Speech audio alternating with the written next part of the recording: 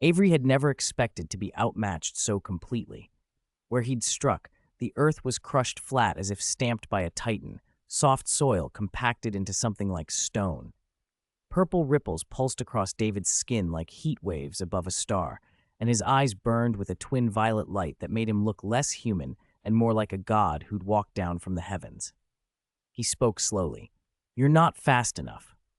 The force of that punch had pushed Avery to use everything he had, but the strange violet glow from David's body concealed any odd color in his skin. Avery gaped.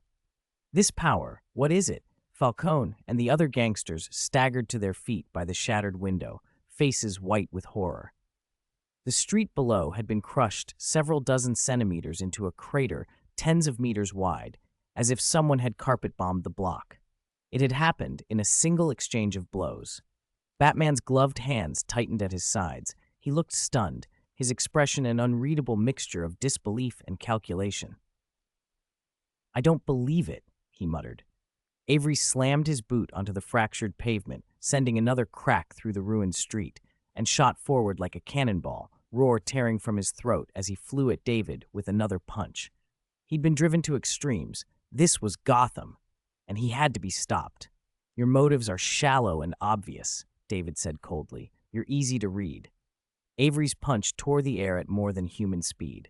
David caught it with one hand, briefly testing just how far Clark's old abilities, now under David's control, went. He had no interest in prolonging the fight. With a small, clinical motion, he revealed a green ring on his other hand, kryptonite. "You want to know my weakness?" he said. Radiation from the ring crawled across Avery, and the divine-like power he'd been sustaining, an energy that could have powered a warship, evaporated as if a dam had been opened. Avery crumpled to one knee, horror on his face as he looked up at the man holding him. David had no patience for explanations. Black King's enhancement could boost a body in many ways: strength, endurance, speed, by consuming internal energy. At baseline, he could trade blows with people like Colossus, and his speed was only a dozen times that of a normal man. Push it higher, and the body risked tearing itself apart. But with universe energy augmenting him, David could run at 4 or 5 times the speed of sound. Not as fast as Clark, he thought, but the gaps narrowed enough. A version of Avery with Clark's powers was no longer impossible to catch. He slapped Avery once. The man's face swelled instantly like dough, and within seconds he'd gone limp. David dragged the unconscious man along, the green ring still glowing faintly. A building on the block shuddered, Falcone's den, and rubble blew out near the 5th floor. Falcone went over the ledge with a scream. In the nick of time, Batman fired a grappling hook, swung, and snagged the crime lord before he could become a smear on the pavement. "Thought you could use me, did you?" Falcone snarled as Batman hauled him back inside. David glanced at Falcone's pale, frantic face with the faintest hint of contempt. "He's yours," he said to Batman, then turned and walked away with Avery in tow. The henchmen, who had been flattened by the earlier shockwave, staggered up, wounded, but none of them dared block David's path. They parted like a tide. Fear had a habit of making people pragmatic. Batman watched them leave with a frown, but he did not pursue. He had a strict no-kill rule. He wasn't going to start interfering in others' business without cause, and besides, he wasn't confident he could stop David without revealing more to himself about the man before him. He'd seen the ferocity in David's eyes, the way he regarded people like insects. The man he had taken was hardly an innocent citizen who helped old ladies across the street. David hadn't forgotten the smug glint in Falcone's eyes when the old gangster had pointed out Avery's location, hoping to watch 2 predators fight and profit from the outcome. He had simply taken Avery and left. He'd stayed in Gotham that night. In Falcone's bedchamber, he'd appropriated as long as he was in the city. The next morning, the sky was as oppressive as ever. Gotham's clouds and constant drizzle had a way of getting under a person's skin. David had planned to head back to Smallville that morning. There, among wheat and corn, he felt at ease. He wanted to be home when Clark's abilities were fully transferred back, so he could continue to gain ability points and settle for a while. He opened the thick hotel curtains. Rain threaded the glass like tears. He reached for the unconscious Avery he'd shoved into the wardrobe for the night. Everything else was ready. He just needed to get home. His phone rang. "David?" Clark's voice came, tight and frightened. "It's bad. Dad collapsed. Jonathan's in the hospital, and he won't wake up." David's face went hard. Jonathan Kent, the man who had taught both his sons to be decent, had always been durable and tireless on the farm. The word kryptonite flashed through David's mind. Prolonged exposure to the mineral could cause cancers and strange illnesses.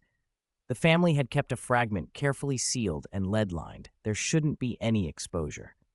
"What's wrong with him?" David asked. "I don't know," Clark said. "He had a fever and blacked out in the barn this morning. The hospital can't find anything." "Wait, do you remember Kira, the new transfer student?" David frowned. "Kira, poison?" Clark's voice dropped. The hospital hallway buzzed faintly in the background. "She came to the hospital. After she heard about Dad, she went to the spot where Dad said he'd helped someone yesterday, and she found these flowers. She said they're devil flowers." Kira appeared behind Clark's shoulder, eyes pleading. David had known her as a quiet girl, a descendant of one of the native tribes. She'd been invested in Smallville's old stories. "David," she said, urgency in a low voice, "your father was poisoned by a devil flower." At the hospital window, Kira spoke quickly. "I rushed to your house this morning. The man your father helped is here too. Same fever, same symptoms. I checked the road where your father stopped and found those flowers growing there." "What's a devil flower?" David demanded. Kira explained. "It's a plant the Smallville folks found centuries ago, out in the Badlands. Its scent makes people cry and laugh without reason. They get delirious and dangerous, like they're possessed. Then they die. We used to call it a devil flower because after the madness, they don't last long." "And modern medicine?" David asked. Kira's face went bleak. All the old devil flowers were burned. They needed very harsh conditions to grow and were thought extinct for hundreds of years. Our hospital has no cure. People poisoned by it rarely survive more than a day. David stared at the image of his father on the hospital bed through the glass. The idea of Jonathan slipping away in less than a day clawed at him. "Kira," he asked, "you said your tribe are descendants of people from beyond this world. Is there any traditional remedy? Anything that can counteract this poison?" Kira shook her head. "No, our people don't have medical tech. We know stories, remedies that might have helped back then, but nothing practical for the hospital right now." Clark's voice trembled on the line. "David, what did she say? Do you have any plan?" "I can't. Mom's falling apart. If Dad goes." David swallowed, forced himself to breathe. He had found Avery. He could use whatever leverage that gave him. He knew there were at least 2 potential leads in Gotham for saving Jonathan, a route to an antidote, and someone who knew dangerous plants better than any Smallville doctor. "Tell Mom I'm coming. Don't let her be alone." He straightened. "I'll be there as fast as I can. I've already found Avery. I'm on my way." He hung up, every minute blistering with urgency. A primitive plant's poison should have been nothing modern medicine couldn't handle. But devil flowers were old and strange. And yet David knew this world had far stranger cures and allies than anyone gave it credit for. For now, he had 2 leads and one impossible issue: get to Smallville in time to save his father. The Court of Owls, who secretly rule Gotham, created immortal talons by grafting a miraculous metal called electrum into their bodies. David's eyes flickered. Electrum could revive the dead, amplify strength and agility, even grant a kind of immortality, but the process took time. The metal had to be implanted and allowed to fuse with blood and cells over years, while the body lay preserved before revival was possible. It was a last resort. There was another option, the Lazarus Pit. He lifted the pale, unconscious Avery and planned to swing by Smallville first to check on his father. He wouldn't rest until he'd seen him. He would have to return to Gotham soon anyway. To a normal person, the 2 cities were hours apart, but for him, the trip was no farther than a quick run to the supermarket. With a boom, he shattered the sound barrier and streaked away, arriving at Smallville Hospital in less than 3 minutes. He left the man on the rooftop, found his parents' room, and pushed the door open. Martha. Seeing him, his mother, who had been holding her husband's calloused hand and fighting back tears, couldn't contain herself. "David." He hugged her, suppressing the unease he felt at his father's hollowed face. Jonathan lay fragile and feverish on the bed, always stubborn and optimistic. now gaunt and drifting in and out of consciousness. The hospital had just confirmed an unknown, highly toxic poison was eating at his organs. Doctors expected him to go critical within a day. "Children, did I ever tell you about the first time your father and I met?" Martha asked, voice trembling, but trying to smile. She told them the story, a college memory of denim by the Metropolis fountain, of asking for notes she already had. Then her voice broke. "I always pictured walking down the aisle with him. I never thought our last meeting would be like this." "It'll be okay, Mom. I have a way to fix him," David cut in, trying to steady her. Kira, who had come straight to the hospital to help investigate, looked up and allowed a hopeful expression. Clark's face, however, was skeptical. He hadn't been told the details, and David's vague assurance sounded more like wishful thinking. "Is there really a way?" Martha whispered. "There's a spring called the Lazarus Pit," David said. "Its waters can heal injuries, restore youth, even bring the dead back." Clark scoffed softly. "You're not seriously talking about a fairy tale spring, are you?" David glanced at Kira and Clark, gauging them. Kira's reaction, relief and an almost childlike belief, told him she wasn't the poisoner he had briefly suspected. He kept the darker truth to himself. The Lazarus waters had a cost. Used excessively, they could deepen a person's darker impulses. But used carefully, enough to cleanse toxins without overtaxing the soul, he believed it could save Jonathan. "We have to get some of that water here before the poison does irreparable damage," David said. "Kira, please stay with Mom. Clark, come with me. I'll be back before dark." Without another argument, he lifted Avery again, and with Clark in tow, they left the hospital. They appeared at an old power plant on the edge of town. Clark still looked bewildered. "You said saving Dad depends mostly on my speed," he said. "The Lazarus Pit isn't in this country." David set Avery down. The man was pallid and motionless. Clark frowned. "What happened to him?" David handed Clark's hand to Avery, and then ripped a live electrical cable from a nearby control box, sparks flying. Clark paused. For a moment, David hesitated too. Clark had been without his powers recently, and David had his reasons for what he planned next. He shoved the cable into Clark's hands anyway. Instinctively, Clark reached for it, then realized the cable was live. Before he could react, a high-voltage current lanced through him and into Avery. The kryptonite ring around Avery's finger flared bright green. The crackling arc of electricity took on the same sickly hue. Clark screamed. His muscles convulsed, agony and shock. Then suddenly the world steadied. He opened his eyes and felt the familiar wash of solar energy flood back into him. Strength returned, not just as power, but as an acute physical certainty. He dropped the cable and stared at his hands, bewildered and a little exhilarated. "You could have killed him," Clark said hotly, though the accusation was half-masked relief. David patted him on the shoulder. "Believe in yourself. You're more than fast enough." He pocketed the kryptonite ring. Clark's regained power trembled through him in ways that made him quietly uneasy. He couldn't explain why David's faith unsettled him. Before he could dwell on it, Avery abruptly gasped. Pain contorted the man's face as if his chest were being roasted. Blood bubbled in his mouth, and he coughed it up, then collapsed, breathless. Clark knelt beside him. "Avery," David's face hardened. "Don't look at me. I didn't do this." There was a grim logic to it. Clark's brief jolt of energy had allowed Avery's cells, through the ring's interference, to momentarily take on solar energy. Without a durable Kryptonian physiology to contain it, that influx shredded him from the inside. "Maybe a little of that power lingered in him," David said. "Without the right body to handle it, it was fatal." Clark clenched his jaw, then focused. "Forget him for now. We're going to Gotham." "Gotham?" Clark startled. He remembered David had been there recently. "There's someone there who can tell us exactly where the Lazarus Pit is," David said, already looking toward the city's dark horizon. Withered branches like gray, bony hands crawled over the courtyard wall. Hair-raising screams echoed constantly from within. The paint, eaten away by wind and rain, flaked in weird mottled patterns, like some grotesque painting. From the foundation to the roof, the whole place gave off a sinister, oppressive air.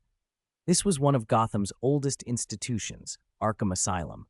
Part madhouse, part prison, it held men whose minds had broken and whose crimes had turned them dangerous. Gotham truly felt cursed. Deranged criminals here were as common as pickpockets elsewhere. Inside the asylum, Batman crouched in shadow by a railing near the ceiling, his cold gaze fixed on the room below. He had come from the docks, following a shipment of chemical raw materials. At first, he had suspected a clandestine operation producing so much white powder it could doom thousands, but the scene beneath him didn't match that theory.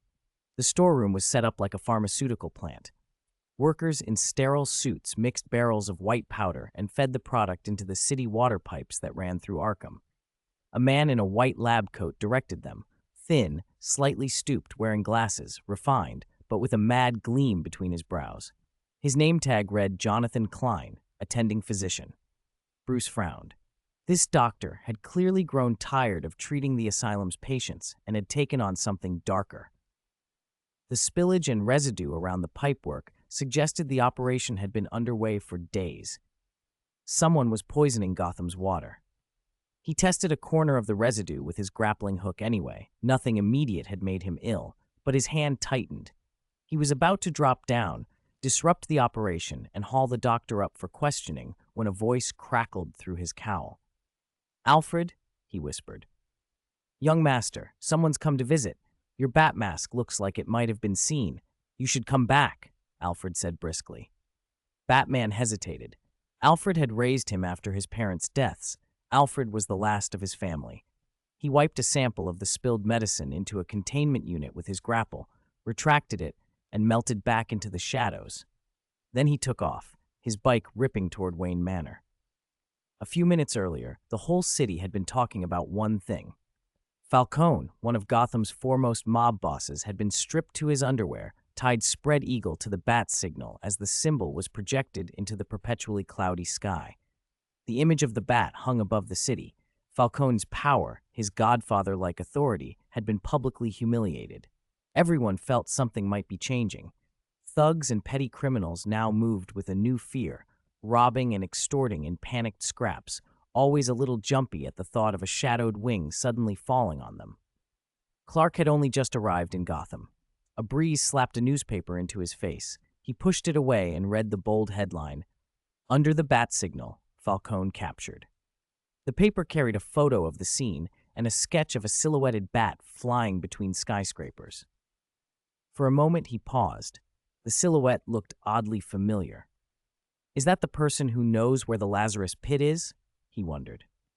Beside him, the tall, familiar figure of his younger brother stood out in plain clothes. David had slipped back into his normal appearance in the small town where they'd been, but in Gotham he couldn't afford to show his true face. Clark squinted. "Who are you? Why are you wearing David's clothes?" he blurted. "Where's your blue cowl?" David's height and build, and the way he carried himself, made recognition immediate. Clark had seen David's fingers light up once, seen him dispatch robbers with unnerving ease. He'd been stunned. Obedient to David's nod, Clark pulled the blue cowl from his pack and put it on. "Where do we find this Batman now?" he asked. "Creatures like the bat are active at night," David said without looking at him. "They sleep by day. Let's go check his home." If Batman needed to rest, there was a chance he would be at Wayne Manor. They crossed the city at speed and arrived at the estate on the outskirts. Green lawns, vines on the walls, a tall wrought iron gate, a long approach lined with statues, a fountain, and behind it an old, imposing manor house. "What a huge place," Clark breathed. "Rex's place isn't even close." He peered through the gate. "Does Batman live here? What can he actually do?" David only smiled briefly. The paper had made Batman into a one-man public menace to organized crime. No way he could confront heavily armed gangs unarmed. Clark's mind flicked to the metahumans he'd met before. "You've seen him," David said. "Seen what?" Clark asked. He'd seen nothing but a manor. David decided not to force their way in and pressed the doorbell. A palm-sized screen on a stone pillar lit up. Alfred's aristocratic, butlerly face filled the display. "May I ask who's calling?" he asked. "Is Bruce Wayne home?" David tried. "I'm afraid not, sir. Perhaps you could leave your name." "Then is Batman in?" David interrupted, cold and blunt. Was Bruce tonight's Avenger, imposing himself on Gotham's underworld? Had he worked through the day, too, to press his advantage? Alfred had recognized David at a glance, but kept his composure. He had seen footage of David's fingers emitting light and the way he'd handled robbers. He'd even once seen David's face on the Batcave screen when Batman had tried to gather intelligence. "This is Wayne Manor. The person you want is not here," Alfred answered, his tone apologetic, and closed the video. Clark frowned, turned away, and with time short, should they force an entry? "It's fine," he said. "My objective's already met. A certain bat should be hurrying back to his lair right now." David didn't intend to hang about outside. Before Clark could say more, David slipped past the gate and into the grounds, and Clark followed. Back on his motorcycle, Batman threaded through Gotham's alleys and rooftops and arrived at Wayne Manor like a shadow. He used his grappling hook to get into the second-floor window of his own home and peered down. In the living room below, two visitors sat on the sofa, being courteously entertained by Alfred. One of them, tapping his fingers rapidly on the armrest, clearly impatient, was a familiar figure. Batman frowned. So he hasn't left Gotham after all. What's got him so restless? 64. Everything comes in time. Another guest sat stiffly in the parlor, face hidden under a blue hood, cradling a hot cup of coffee. He looked embarrassed to have intruded on someone's home and to be treated with courtesy, muttering apologies to Alfred the butler. Batman had watched from the window, then slipped back to his room, changed into civilian clothes, and now stood at the door of the upstairs parlor. After seeing what David had done with a single, energy-charged punch, Bruce no longer suspected a technological trick. If current tech could produce that level of power, Wayne Enterprises would have collapsed long ago. He opened the door and stepped inside, nodding briefly to Alfred. He was about to ask one last time whether the man really knew who he was. "You're too slow." David rose with a frown. He had noticed Bruce peering in from the window earlier, but chose not to call him out.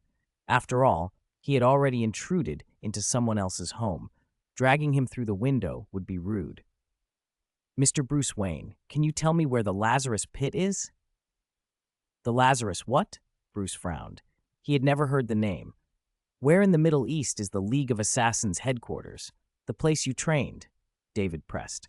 Bruce's expression shifted. He had indeed trained somewhere, but it wasn't with the League of Assassins. "I've only heard of the League of Shadows," he said. David's impatience flared. The name sounded right to him. Ra's al Ghul, the demon's head, the founder of the League of Assassins. Ra's had discovered the Lazarus Pit somewhere in the Middle East and used it to restore himself, living for centuries and founding similar cells around the world to purify humanity. The League of Shadows might be one of those branches. Clark, standing nearby, watched both men closely, baffled by the string of names and how his brother knew them. "Shadow?" Clark repeated under his breath. "Where did you train with Ra's al Ghul?" Bruce's face hardened. The name was familiar. He had memories of a bald, monk-like man whose swordsmanship had nearly bested him. In one desperate confrontation, Bruce had started a great fire that detonated explosives and buried that man in flames. Only Bruce's mentor, the one who had taught him and who Bruce had saved, had survived. "Where exactly?" Bruce asked. David already knew the place and planned to leave for it with Clark once he had the specifics. "If you're looking for Ra's al Ghul, I accidentally killed him there." The memory sent a flicker across Bruce's eyes. He had fought a man of exceptional skill and thought he had buried him in that fire. But Ra's al Ghul was supposed to be impossible to kill. He had the Lazarus Pit.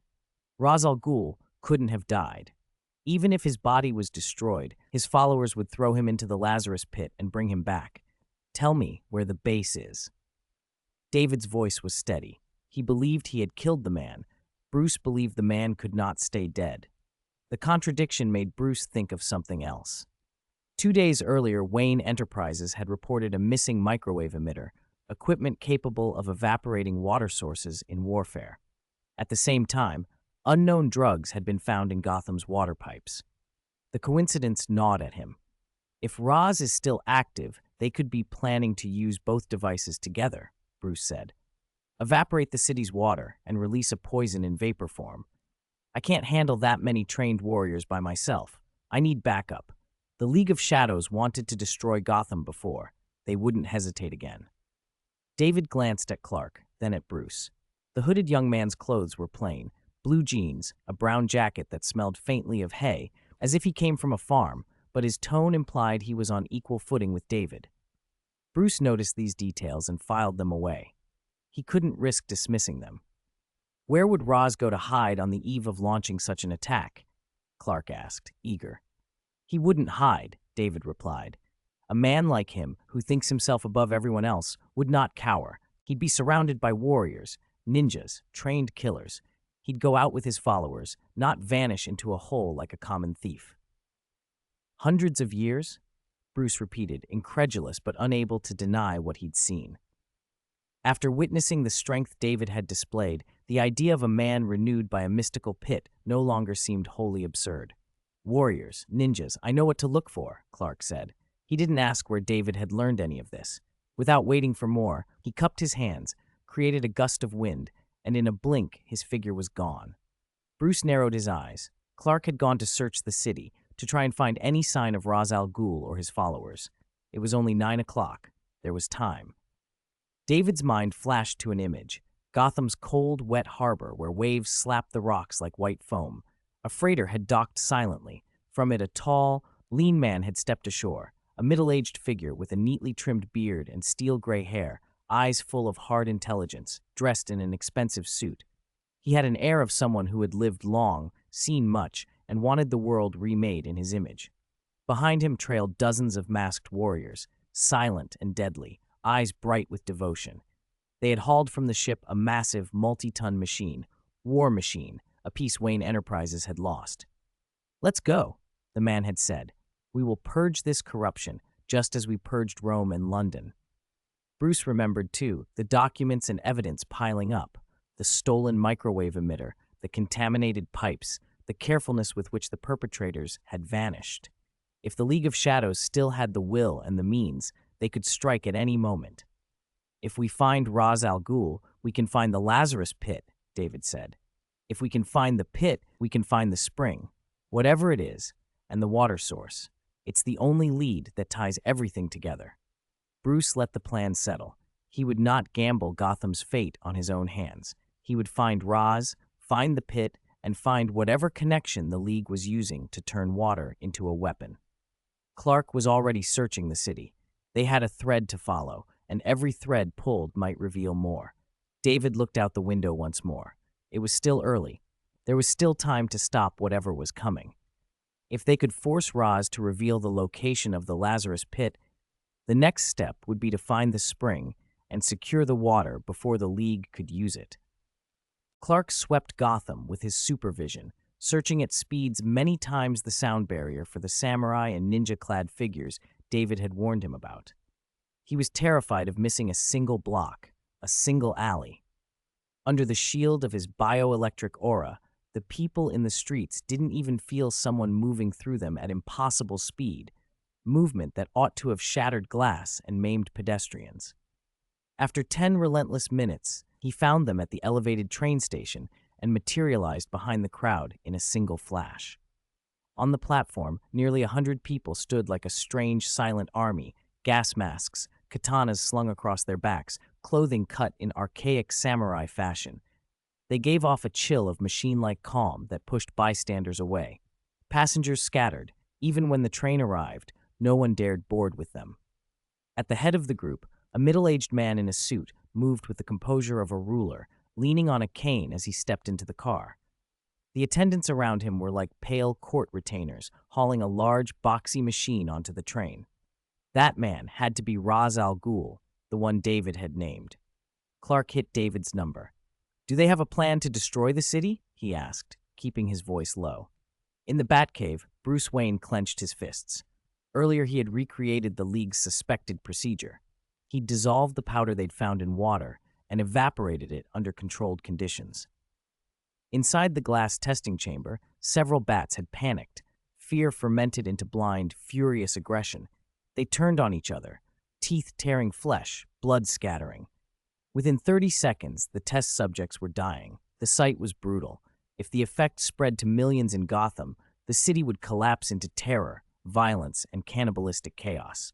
There was only one piece of equipment they'd found so far, a microwave emitter with a limited effective range. They couldn't suddenly replicate dozens of them.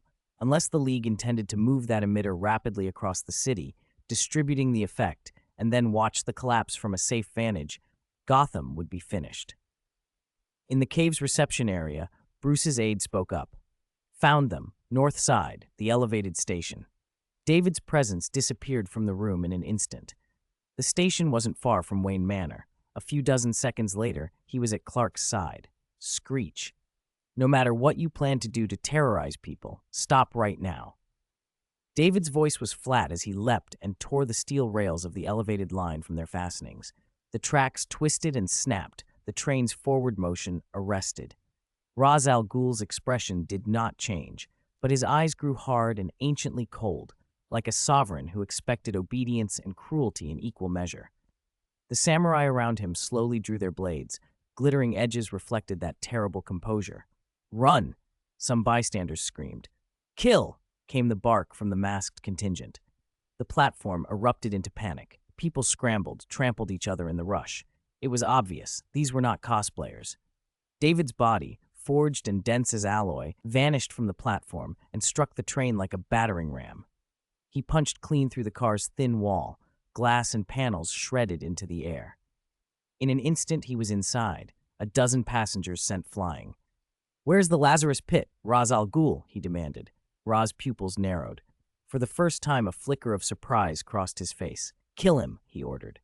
The samurai surged with a howl, blades singing. David barely looked. He stomped once, and a shockwave of force swept through the car, hurling attackers through windows and out into the street, blooded and broken. Some of them, uncanny in their endurance, rose again and charged as if immune to pain. "If you want to avoid further injury, stay down," David warned coldly. Clark had taken position in the train doorway, pinning fleeing passengers to the floor with precise, non-lethal blows. "How do you know that name?" he demanded, voice edged with confusion and alarm.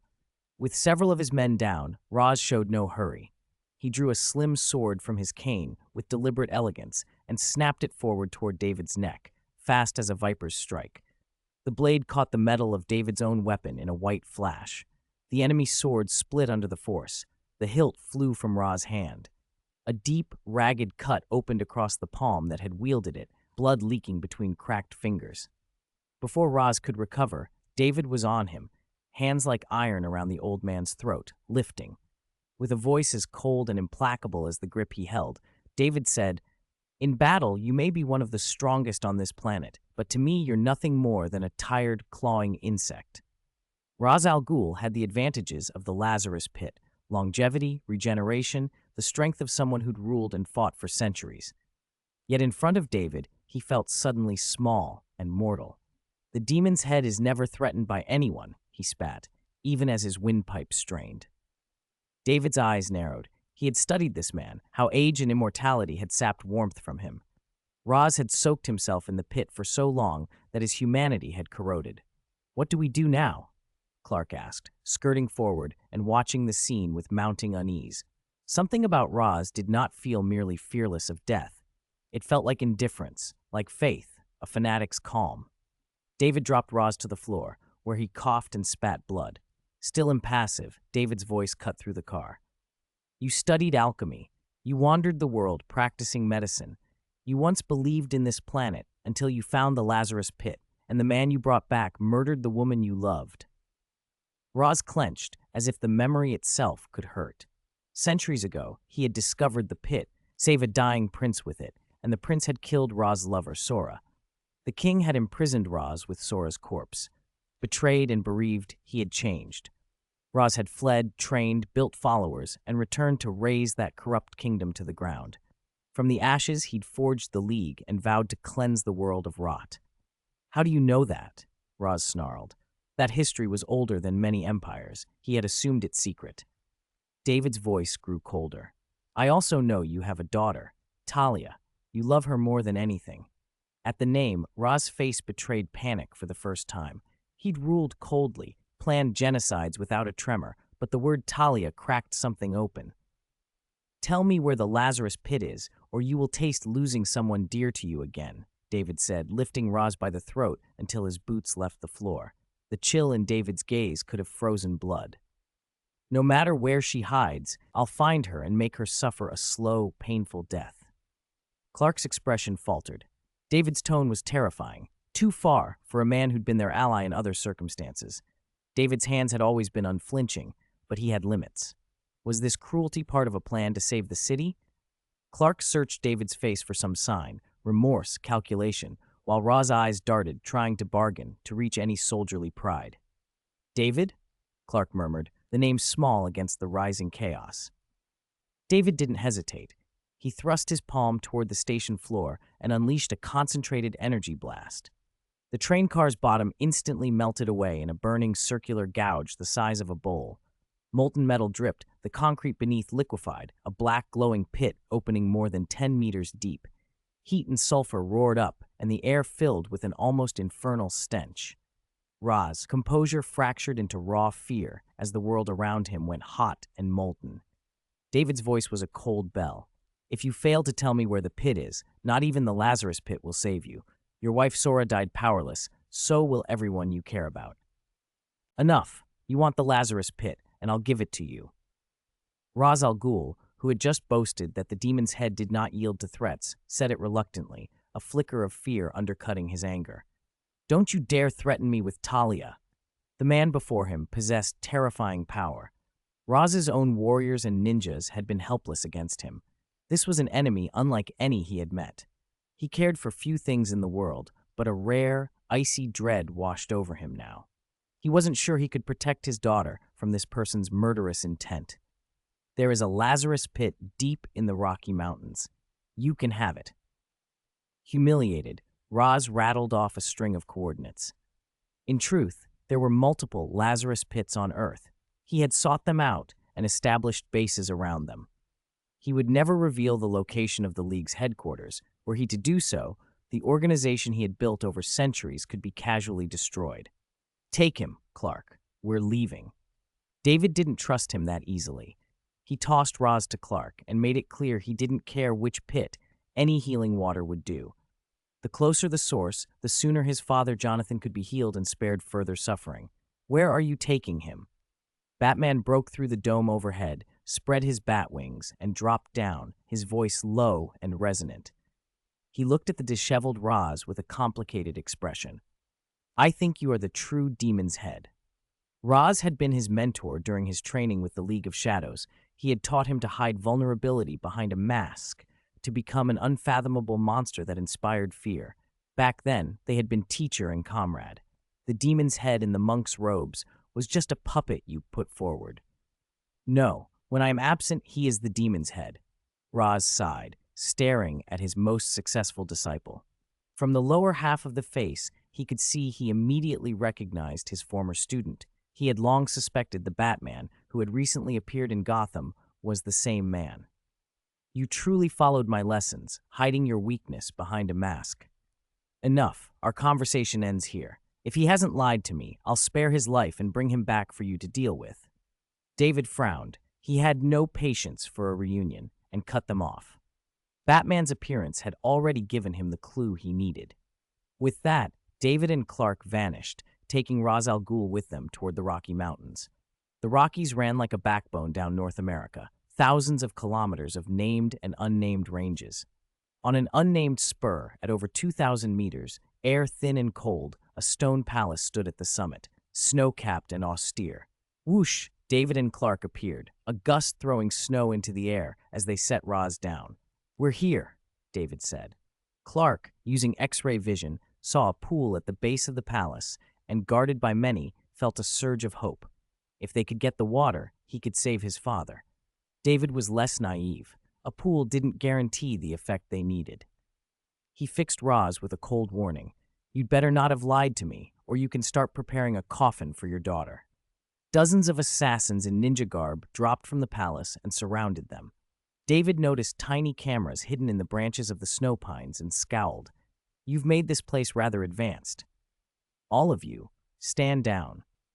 Raz, still shaken, barked the order. Seeing the familiar surroundings churned his heart. It was impossible to imagine who these two were, how they had taken him from Gotham to the Rockies, thousands of kilometers away, in under half an hour at beyond sound speeds. One of them would be astonishing enough. Both together were inconceivable. What exactly are your origins?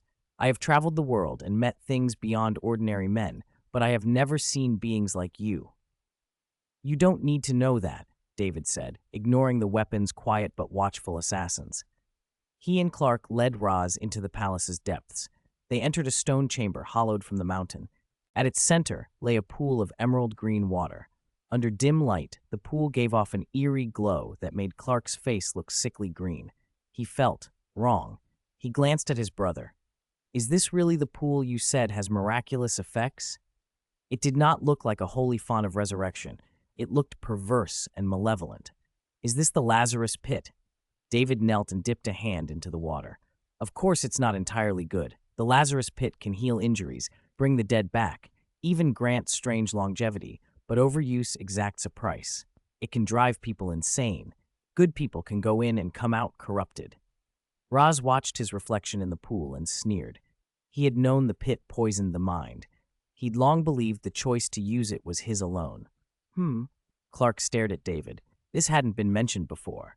No more talk. David told Clark to take out the water bag they'd brought, shook the water off his hand, and warned, "You should know drinking too much can also poison and kill." In the comics, the Lazarus Pit's power is variously attributed to an impure Dionysus factor, a liquid metal tied to rebirth or to mystical energies. I don't know about every pit, David said, studying the emerald surface, but this one seems to originate from the Dionysus factor.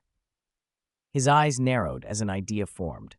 Even though his control of energy wasn't at its peak and he couldn't absorb magical energy, his perception of energy was razor sharp. Perhaps it triggers negative emotions and awakens the darker side of people. Emotions alone didn't make a man into a monster. Dosage mattered. Small griefs pass. Deep corruption remained.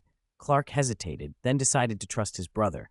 There were no other options to save their father. Anyway, it's better than Dad dying from the poison. They filled a half-human-sized water bag. We can go back now. Clark watched Roz with suspicion. David had him wear a blue cowl to hide his identity. He hadn't even said his brother's name or that he was trying to save his own father. Wait. With the bag of pit water as fallback, David took a bolder risk. He fired his eyes into the pool. The emerald water began to boil and evaporate rapidly. What are you doing? Are you going to destroy it?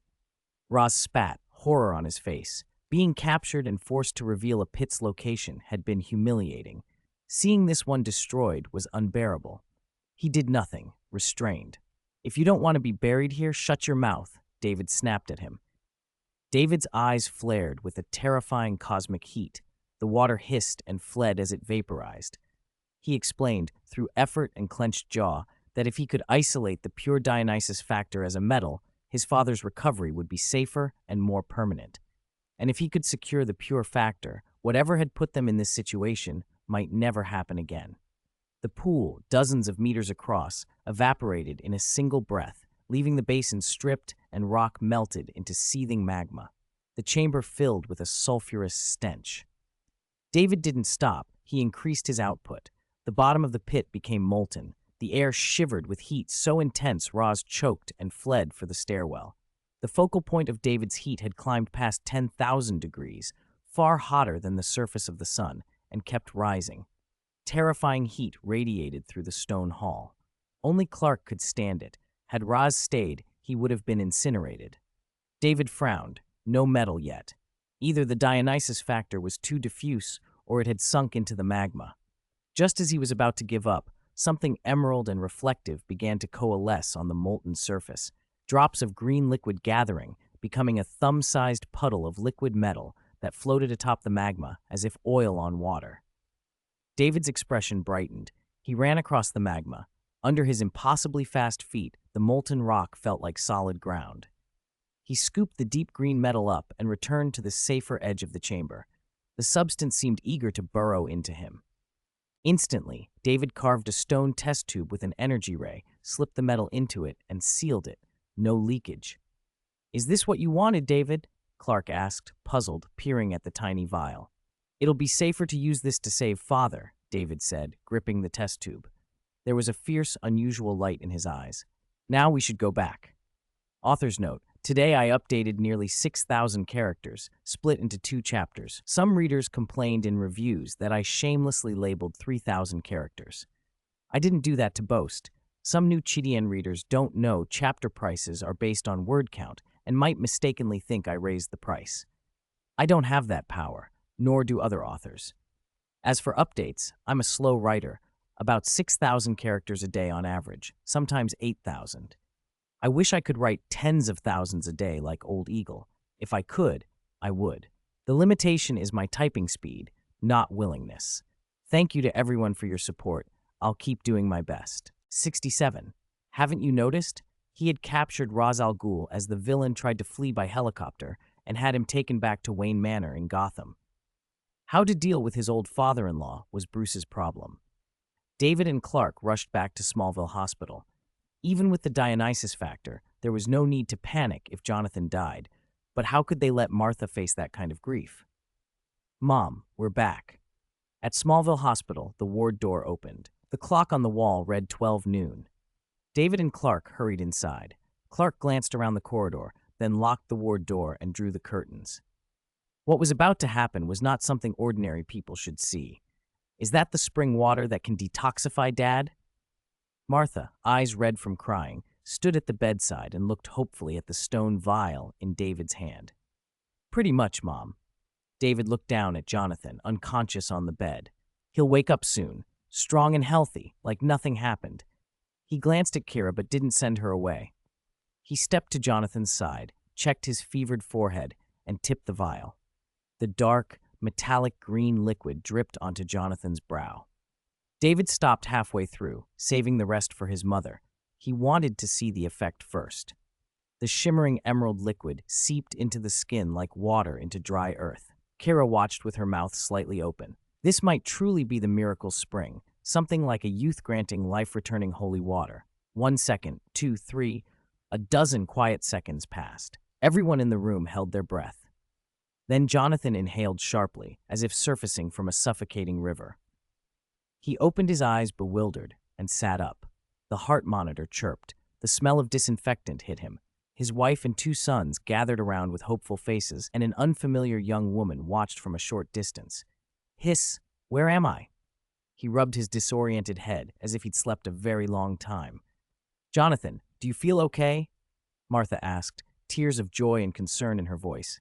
It feels a bit off, he said, moving his arm awkwardly. David checked for lingering poison. Was the Dionysus factor enough? Jonathan then laughed, startling them with his sudden vigor. Since I turned 30, I've never felt this young. I could go work a ranch for old Byrne now. No problem. Martha, who had just relaxed, slapped him lightly and scolded, half a complaint, half relief. Don't scare me like that. Clark grinned and clapped his younger brother on the shoulder. We should still get Dad checked out, just to be safe. David allowed himself a relieved smile, but stayed cautious. When asked later, they would say the antidote came from a native tribe. The Dionysus factor couldn't be detected by ordinary scientific tests. Yes, Martha agreed, wiping her face. Jonathan recalled a few hazy moments before he fainted and wondered what had happened while he was unconscious. He looked at Kira, puzzled. By the way, who is this girl? After a thorough exam, the doctor declared Jonathan in remarkable health, his body like a man in his 30s. The doctor, intrigued by the detoxifying herbs, asked for a sample for research. David refused, citing tribal rules that forbade sharing it outside. Jonathan and Martha were discharged that day to prepare for dinner at home. Kira helped them with their things. To show their gratitude, the couple invited her to dinner.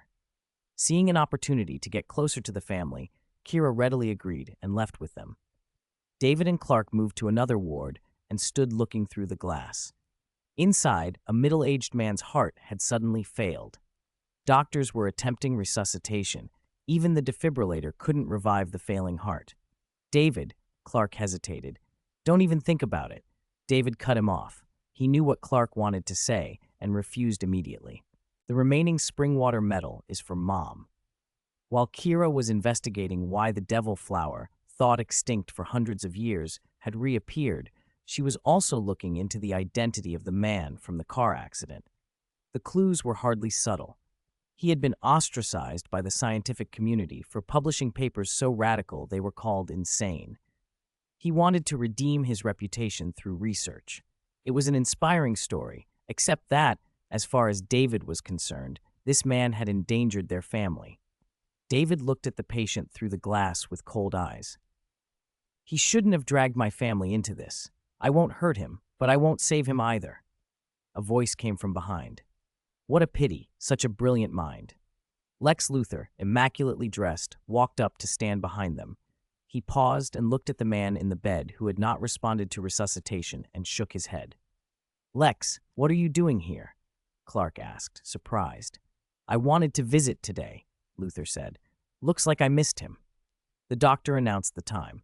3:46 p.m., patient pronounced dead after failed resuscitation. The nurse covered the body with a white sheet. Luthor bowed his head as if in mourning. David watched him, suspicious. Luthor had been investigating the strange stories around town and had uncovered that a once prominent scientist, Dr. Hamilton, had been living out here. His papers on meteorites and their effects on genetic evolution and mutation matched Luthor's own theory. Meteorites were at the root of the town's oddities. You highly regarded Dr. Hamilton's work? The nurse asked. 1 step ahead is genius. 10 steps ahead is madness, Luthor murmured to himself. David turned back to him. What are you after, Lex? You grew up curious about this place, too. Luthor's eyes were steady. You grew up here. Haven't you noticed the odd things that began after the meteor shower? 68. Wishing Stone. What small town with a bit of history doesn't have a few ghost stories? Clark scratched the back of his head and chuckled. That strange meteor shower might be the kind of thing that breeds ghost stories. Perhaps. Lex Luthor didn't argue. He only allowed a faint smile. He had meant to invest in the tragic genius who had been studying meteorites, but he'd been a step too late. It didn't matter. Lately, he had stumbled on something else entirely, something that might deliver a very different surprise. Is the magic lamp from fairy tales that grants any wish real or fake? His eyes flashed. He paused, thoughtful, then took his leave of the two men with a slight smile. I haven't seen you in a few days. Your acting has improved. After Lex left, David spoke slowly. Clark's expression earlier had shown almost no major tells. Of course, it would be even better if you didn't add that extra body language. Having seen what he wanted, David gave a small piece of advice and went home. Clark couldn't take comfort from his brother's praise. Outside the ward, a nurse shoved a stretcher toward the morgue elevator, ready to carry the body downstairs. Clark sighed. His mood was heavy. Meteorites. Another person hurt by one. If he hadn't delivered that meteorite, Mr. Hamilton might still be a respected scientist instead of being labeled a madman by the townspeople. Sizzle. Whir. Clack. A sudden barrage of sounds assaulted Clark's ears. The electronic chirp of monitors, the squeak of bed wheels, the thin, raw cries of a patient, the keening of a newborn. The noise drilled into him like relentless fingernails on a drum. Ah, my ears. He clutched his head and staggered back, collapsing onto a bench in the hospital corridor. Another ability? He whispered. Try to control it, he told himself. There's nothing to fear. It was just another heightened sense. He had already awakened supervision once. He knew how to focus. Like last time when David had helped him, he concentrated, repeating over and over that he could manage it. Slowly, the tide of sound receded from a piercing roar to a manageable hum. He breathed out and steadied himself. At night, in Lex Luthor's quiet, empty office, the lights made his eyes look colder as he absently turned an object in his hands. An unexpected delight from my visit to the Metropolis Museum. A cluster of yellow crystals grew from a gray stone base, framed by an antique brass ring etched with Latin. It looked like an ancient artifact, except the materials weren't remarkable, and its age couldn't be determined. It had come in with a crate of Egyptian pieces. The museum appraisers had dismissed it as a modern craft worth less than $100 and piled it away with miscellany. Lex had simply picked it up as the guards stacked things into storage. During the guards' hall, the stone had slipped from the top of a tall stack, falling more than 2 meters to the floor and remaining unscathed. Lex, who had an eye for jewelry and gems, found that surprising. He had stepped forward, courteously helping pick it up, meaning only to return it, and then noticed the brass ring's inscription. Hold this object and make a grand wish, the Latin translated. He read the 8 words over the desk lamp and felt the first seeds of curiosity, a fairy tale kind of object that granted wishes, an amusing thought. Lex, who had never been one for superstition, bought it on a whim. He put it on his bookshelf as a curiosity, and when he knocked it off while taking a book, It fell again with no damage. Intrigued, he tested it. He tried hammers, heat, nothing left a mark. The stone's hardness exceeded anything he expected. Not even iron will shatter it. 1,000-degree fire won't crack it, he murmured, fingers lingering on the cold surface. On the computer beside him, a freshly acquired file scrolled past, with photographs of stone carvings and archival notes. 4,000 years ago, in the Indus Valley, in 146 BC in Carthage, in 4 AD, the Kush Empire, Romulus Augustus, the last emperor of the Western Roman Empire, clutching it with his dying hand. The object had a history that threaded through civilizations. Lex spoke aloud, almost teasing the thing. "Mirror, mirror, tell me, what is your secret?" He mouthed a wish-like phrase from a fairy tale, partly mocking. Nothing happened. Either the stone's magic had strict limits, or it demanded an enormous price. Otherwise, Romulus Augustus would not have died. Half in shadow, Lex's face tightened with a predator's patience. "No rush," he told the stone. "I will uncover your secret." He still hadn't decided on a wish. Unravel the meteorite mystery? Become a modern Alexander and rule the world? He would wait until he had answers. Later that evening, after a warm family dinner under a sky full of stars, David walked Kira out of the farm. As the family member most familiar with her, he had been asked to see her off. "Thank you for today," she said at the edge of the yard. They walked in silence for a dozen meters before David finally answered. "It's nothing, Nama. I'll do anything for you." Her steps were light and her face brightened. "You're our destined savior." "Please don't call me Nama." David scowled slightly. He didn't believe in her tribe's prophecy. He'd tolerated it before, but now she was practically family. His parents, Martha and Jonathan, liked her very much.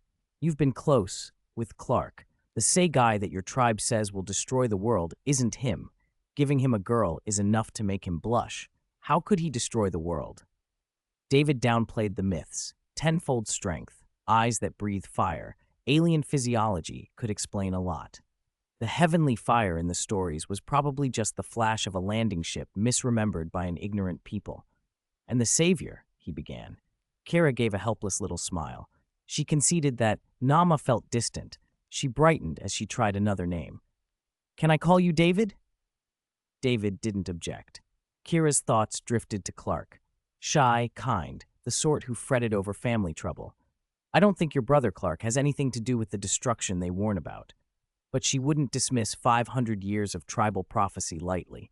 Even a cruel, cold-blooded crocodile looks innocent and cute when it's just born. She smiled sadly. But a lion's bloodthirst is in its bones. Even if it fights its fate, it can't live on grass forever. Sooner or later, it will bare its teeth. From the attic, where Clark had been practicing control of his new senses and enjoying the breeze and the stars, he had overheard their conversation. Staring down at the yard, he watched David walk back up the steps. The insults of the hospital corridor and the morgue had left him unsettled. Now he felt a different kind of chill. "Nama? Segai? Destroy the world? Me? They must be joking," he thought. David came into the attic and sat down, catching sight of Clark's expression change. Clark could no longer hold back. "David, what were you and Kira just talking about?" 69. Luther's experiment. "Son, what did you put in my body yesterday?" At the breakfast table, Jonathan was tucking into Martha's sandwich with an energy that contradicted the fever, poisoning, and coma he'd suffered the day before. He looked bewildered by his own vigor. It felt like every ache was gone. What was it? David reached for a neutral answer. "The Dionysus factor." "The what? Is it metal?" Jonathan frowned as if worrying about airport security. David smiled to smooth things over. "Not metal. Think of it more like an herbal tonic." The Dionysus factor could grant resurrection an unnaturally long life, but it didn't necessarily change outward age. Ra's al Ghul had lived for centuries and still looked middle-aged. The Joker in the comics had a talented blend of Dionysian traits and madness, but no childlike face. Maybe the effect preserved the host's age but healed and strengthened them. Martha held the stone vial, staring at the dark green, metallic-looking liquid. David had told her to drink it this morning, insisting it would help. Even trusting her son completely didn't make drinking something that looked like metal any easier. She wasn't ill. Maybe she didn't need it. Across the table, Clark was distracted, silently spooning his seafood soup. Yesterday, he'd asked David and Kira what they had been talking about. David had said nothing, but Clark had overheard enough to worry. He kept glancing at David now. David noticed the concern in Clark's face. He thought back to Rickman, the man he'd killed, and wondered whether Clark was still troubled by that. When Clark had pressed him about his conversation with Kira, David had shrugged it off. Being labeled some prophesied savior, or worse, a destroyer, and having to say it yourself would be embarrassing, David muttered. He believed Kira would eventually see the prophecy as mistaken, and the whole thing would blow over. He didn't want to burden Clark with a pointless, upsetting rumor. On the bus to school, Chloe and Pietro crowded around him. David, where did you go the last 2 days? You weren't at school. Family stuff. I went to Gotham. Gotham? Chloe's expression soured. Isn't that the place full of gangs? You have to watch your back even in daylight. David shrugged. The Batman's presence couldn't instantly fix an entire city's corruption, but it did make criminals think twice. The idea that a masked vigilante might appear and teach a few violent thieves a lesson had a deterrent effect. Pietro, didn't you see the report? There's a masked man. Batman. Pietro nodded. The name set something in motion. Clark, who had been staring out the window, tightened his lips. He'd gone to Gotham yesterday, too, driven by finding a way to save their father. That trip had left him unsettled. Fumbro, Bruce Wayne, a billionaire with no powers, had chosen to stand in the middle of a corrupt, dangerous city and fight for ordinary people. Clark had watched Bruce work and felt something shift. From what I've seen, Batman is a hero, Clark admitted softly. But if he's on his way to becoming what Cassandra predicted, if he ends up on David's side, then what does that leave me? Miss Cassandra's reading had shown a Batman standing with David against the person on the other side. If Batman sided with David, who would Clark be? Kira's tribal prophecy haunted him too, something about a person who would destroy the world, an evil buried in his bones. The thought of being the villain in someone else's warning made his stomach drop. Clark shook his head violently, like trying to throw the idea off. No, he said under his breath, but the tension didn't leave his voice. Don't tell me you're still thinking about Rickman, David said, patting his shoulder. Clark hesitated. Chloe showed me a news clip about Rickman a couple days ago. Chloe and Pietro quieted, and Clark lowered his voice. There was a story about a man named Paul, the director of the Metropolis Environmental Center. He refused bribes, fought pollution, and lived modestly with his family. He was a good man, he swallowed. After confronting Rickman about pollution from his factories, Paul was found dead, apparently a suicide, jumped from a building. The scene photos, his wife and child, it was awful. Clark's voice was low and cold. Rickman used his powers to kill a decent man and destroy a family. It wasn't an isolated incident. News over the years had suggested Rickman's involvement in other mysterious deaths. Clark no longer defended Rickman's actions. He believed the man deserved whatever justice came to him. Next time you go into a stranger's house, check the soles of your shoes, David added flatly, giving a small, grim reminder, an oblique warning born of their history. Soles of shoes? Clark blinked. The bus erupted in typical teenage banter and then quieted. Pietro leaned in with a conspiratorial grin. Did you guys see today's schedule? What about it? Chloe asked. Pietro lowered his voice and wagged his eyebrows. New biology teacher, mature, beautiful. Today's topic is sex education. They're even showing videos. Chloe recoiled theatrically. Pietro, stop being a pervert. Clark flushed and pretended not to understand. David looked out the window, avoiding the scene. A knock sounded on the heavy oak door that afternoon at the castle. Luther, handling his official business, called out without looking up. His newly appointed head of security opened the door and ushered someone in.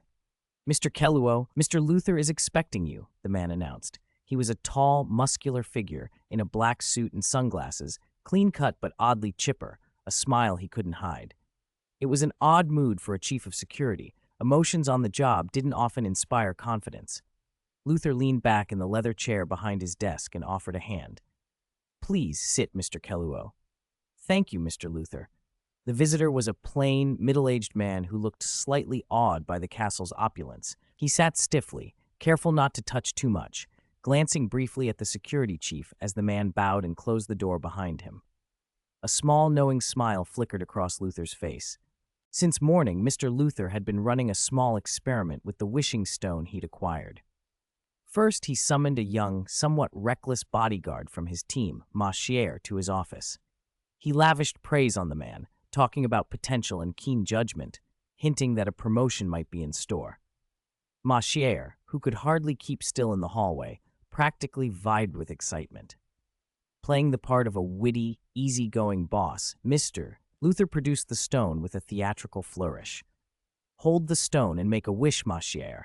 Maybe your wish will come true," he said. The younger man obeyed eagerly.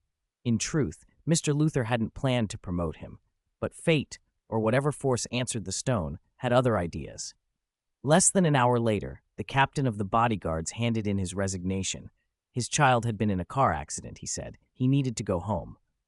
Any of the remaining guards might have stepped up, except for what happened that morning while Mr. Luther was walking through the manor.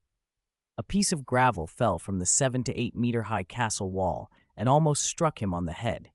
If Machier hadn't seen it first and tackled him out of the way, Luther might be in the hospital now. Later, Mr. Luther called another man in, Mr. Keluo, this one a manager responsible for the factory warehouse. Sitting opposite the desk, Mr. Keluo fidgeted nervously, replaying his recent work in his head for any sign of a mistake. Luther's easy, friendly tone gradually relaxed the man's tension. "Relax, Mr. Keluo. Nothing to worry about," he said with a smile. But there was steel in Luther's eyes. One act of luck wasn't enough to satisfy him. He had already decided what he would wish for that night, but he wanted to be certain everything would go according to plan. "Mr. Keluo, I've been very pleased with your performance lately," Luther said. "You've kept the warehouse orderly. Since you took over, there haven't been any missing items incidents." Mr. Keluo scratched his head, embarrassed. "It's what I should do, Mr. Luther." "No," Luther said, leaning forward. "Honest, capable people deserve to be rewarded." He paused, watching for any flicker of greed or suspicion in the other man. Whether it's a nation or a factory, without a fair system of reward and punishment, how can you expect people to follow? Then, as if unveiling a relic from some forbidden garden, he slid the ancient wishing stone out from under his desk. It caught the light and looked oddly alive. Luther's voice dropped to a soft, tempting whisper. "Make a wish, Mr. Keluo." The scene cut away. Every year, when old-fashioned Mr. Kowalski reached this chapter, he would start class the same way, by showing the same ancient sex education film. When the bell rang that morning, Pietro walked into the classroom smiling. "Finally," he said, "I don't have to endure that old thing today." But instead of the gray-faced, bespectacled Mr. Kowalski, a new figure stood at the front, 30-something, lithe, and impossibly confident in a short skirt. "Students, please sit down," she said. "I'm the new teacher, Ai-Jin-Si. I'll be teaching biology, health education, and human anatomy." Under the golden morning light, Miss Ai-Jin-Si reached up and pulled down the projection screen. The boys who had only just sat down were already staring. Some looked like they might stand when the hem of her skirt rode up. Pietro barely managed a breath. Clark, who'd been about to say something, choked on his words. "It feels a little warm in here," Pietro muttered, fanning himself theatrically. Clark, catching his brother's gaze, quickly adopted a solemn expression and fanned himself too.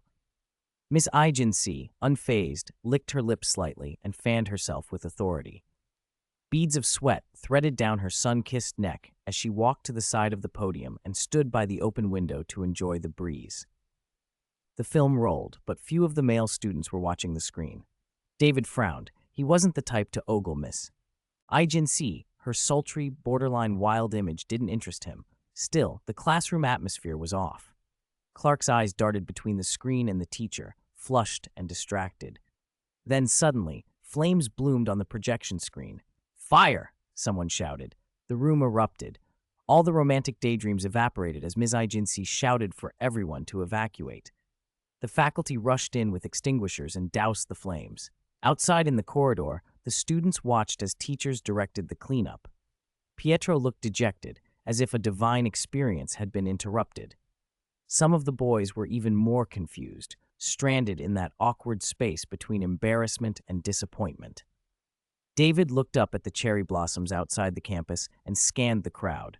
No one in the classroom seemed determined to cause trouble. David didn't make it his business to hunt down every ability user he encountered. If they didn't provoke him, he didn't bother them. Still, a thought crossed his mind. Was someone using abilities to cause that screen fire? That day's lesson was over early. The four friends walked home together.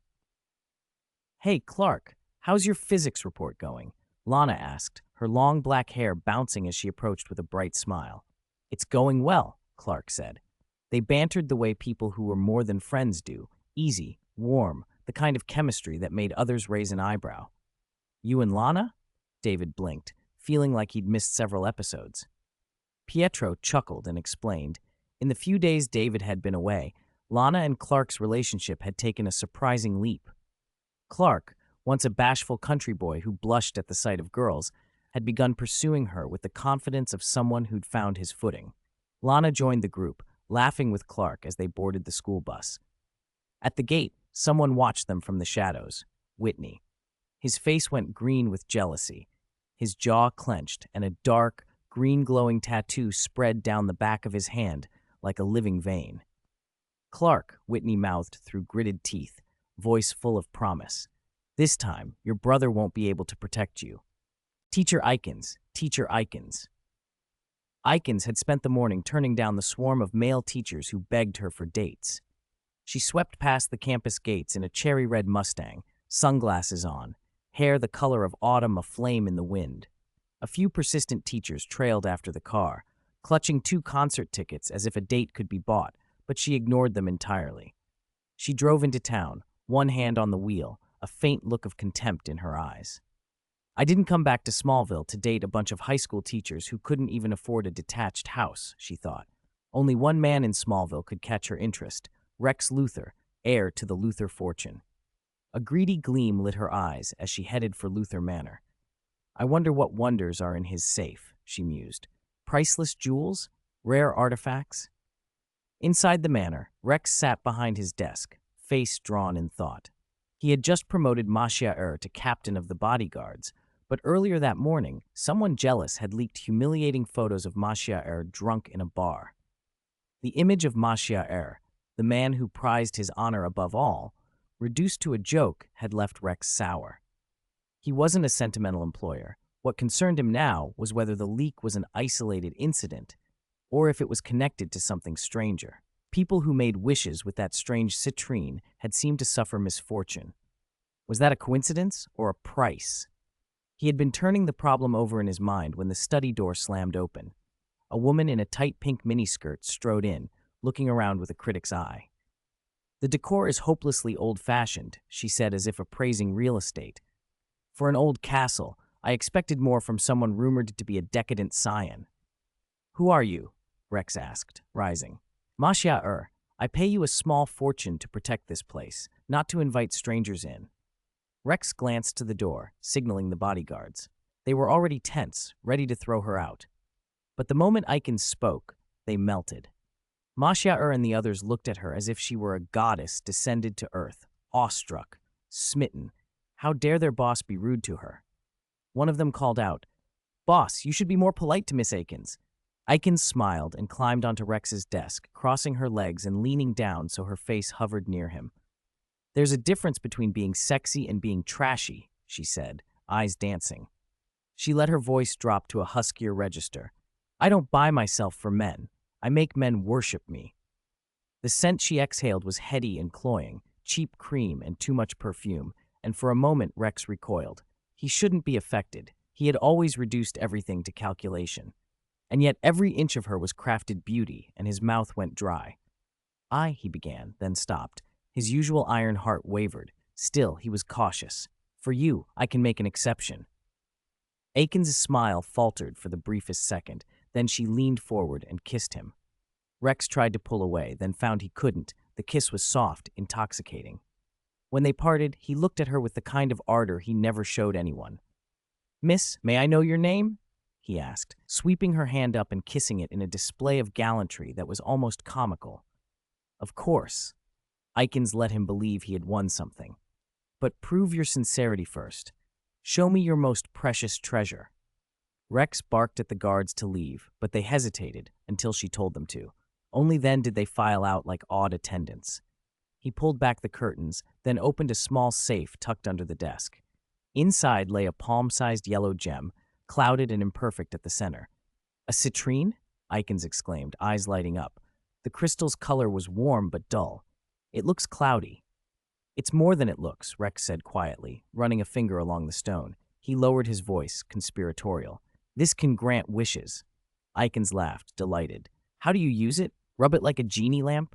"Just hold it and wish," Rex said. His face had the odd mix of excitement and fear of a man who knew a secret might have costs.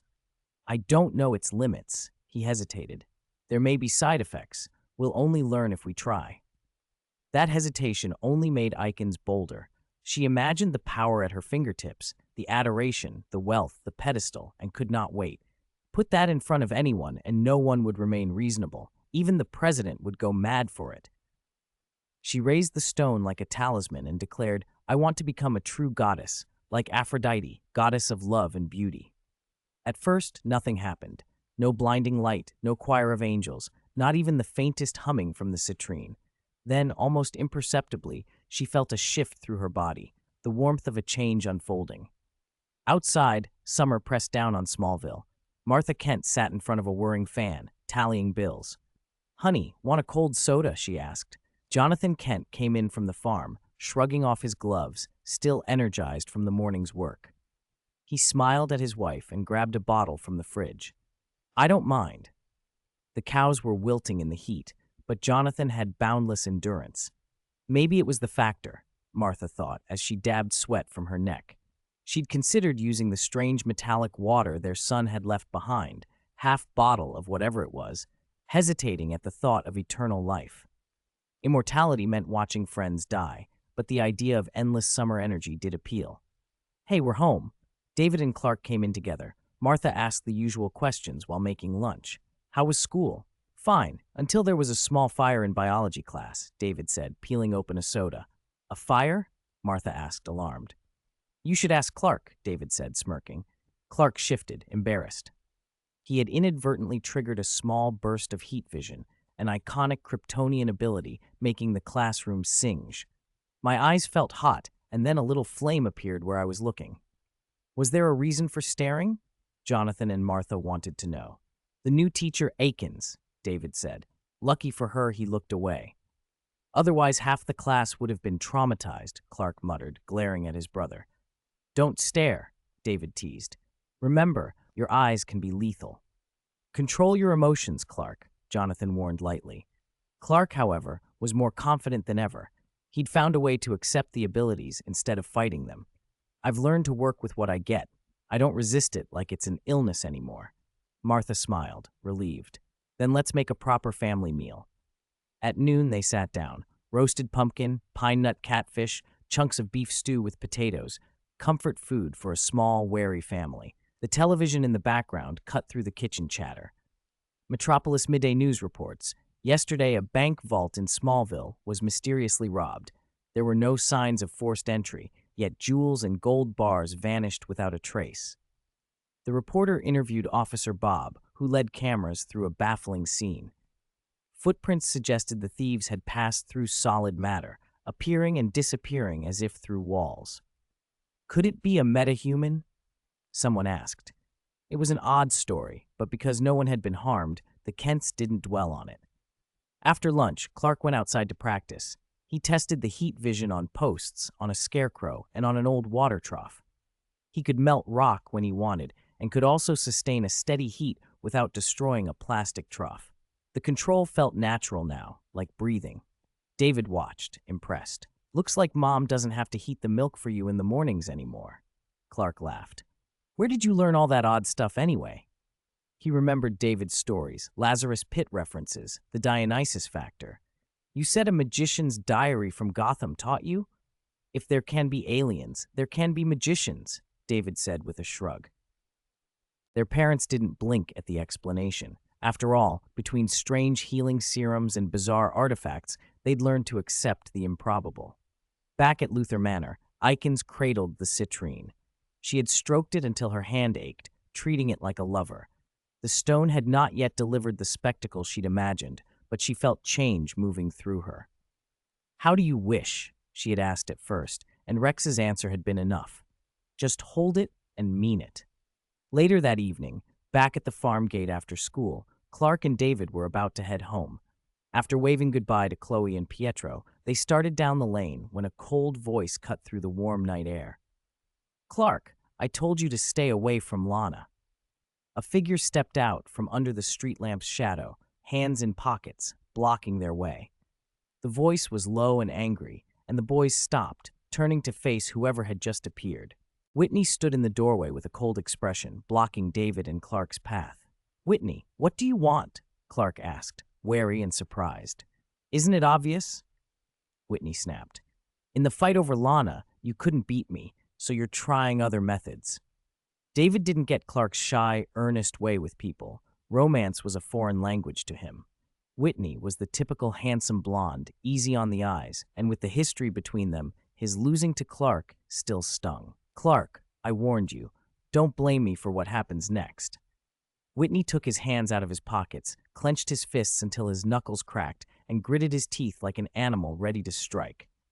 "What gives you the right to show up here like this?" Clark asked. David, ignoring Whitney's posturing, looked him up and down with mild curiosity. At the bar, when he and some football players had tangled, David had easily floored Whitney. After that incident, Whitney had been a little afraid of him, but that was before. "You were a decent fighter once," David said, "but you couldn't touch a hair on me now." Whitney sneered, rolled up his sleeve, and revealed a glowing tattoo beneath his skin. After joining that team, whatever they'd given him had given him powers, abilities ordinary people didn't have. "Even if you beat me up," Whitney said, "it won't change anything." Under the meteorite's radiation, Clark felt his Kryptonian strength ebbing. His legs went weak and he swayed, trying to reason with Whitney. "This is exactly the kind of thing Lana hates." "I'll hit you first, then we'll talk," Whitney growled. Clark's words were fuel to Whitney's jealousy. He swung at Clark, who looked sluggish and vulnerable.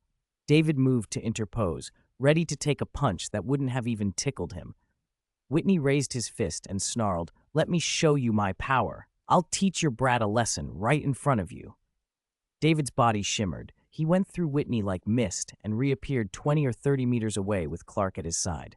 Whitney's punch met only air. He stood frozen, bewildered. "What the? How did you do that?"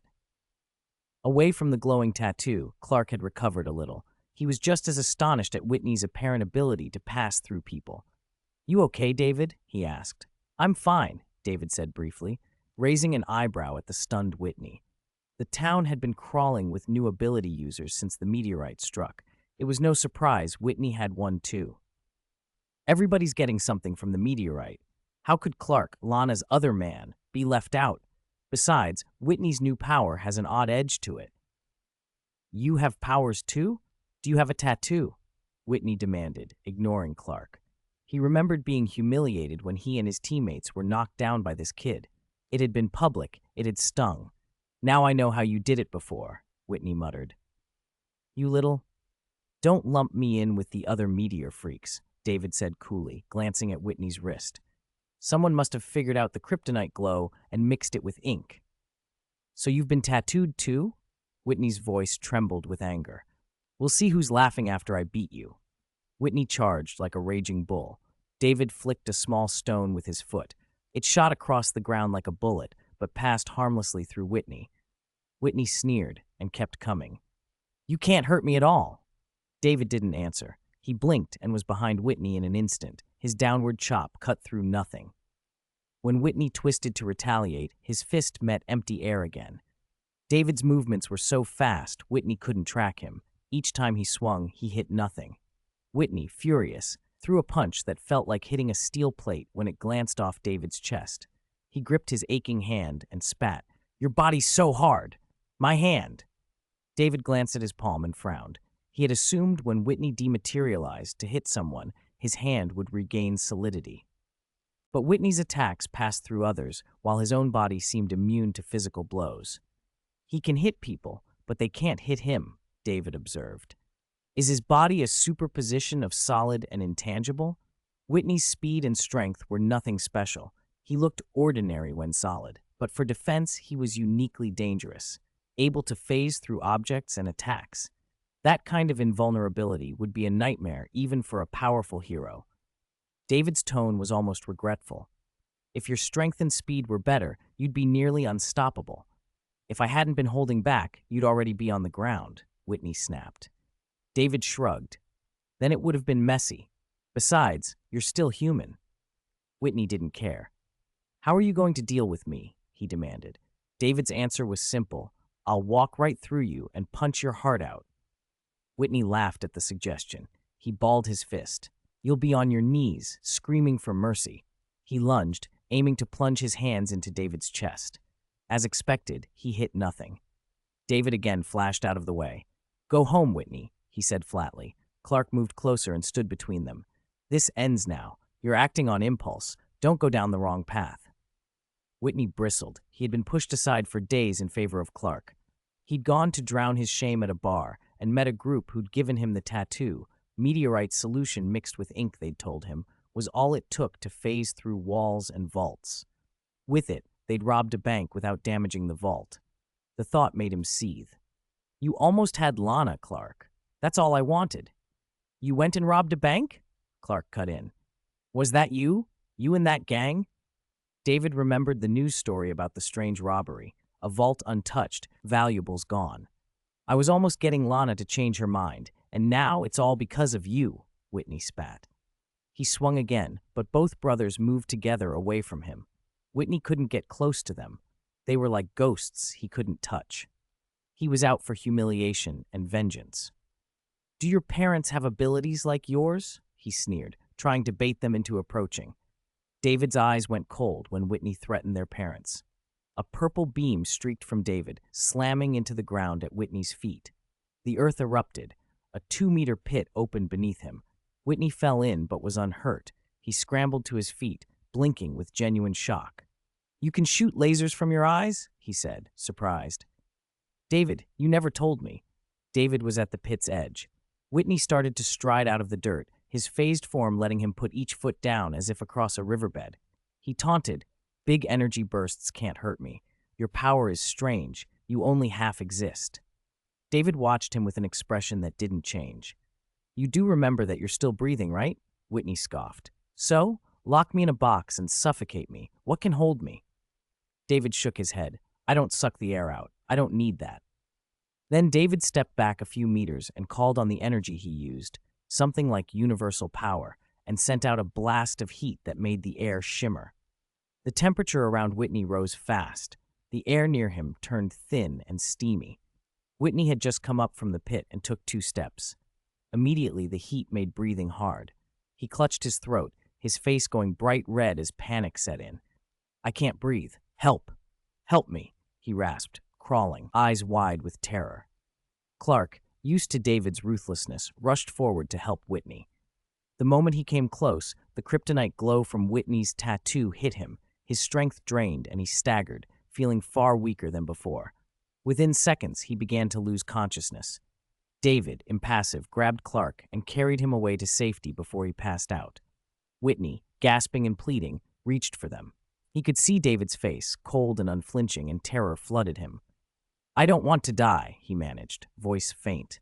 His vision swam. His last clear sight was David looking down at him. Then Whitney went limp. His hands fell to the ground. His breathing slowed and stopped.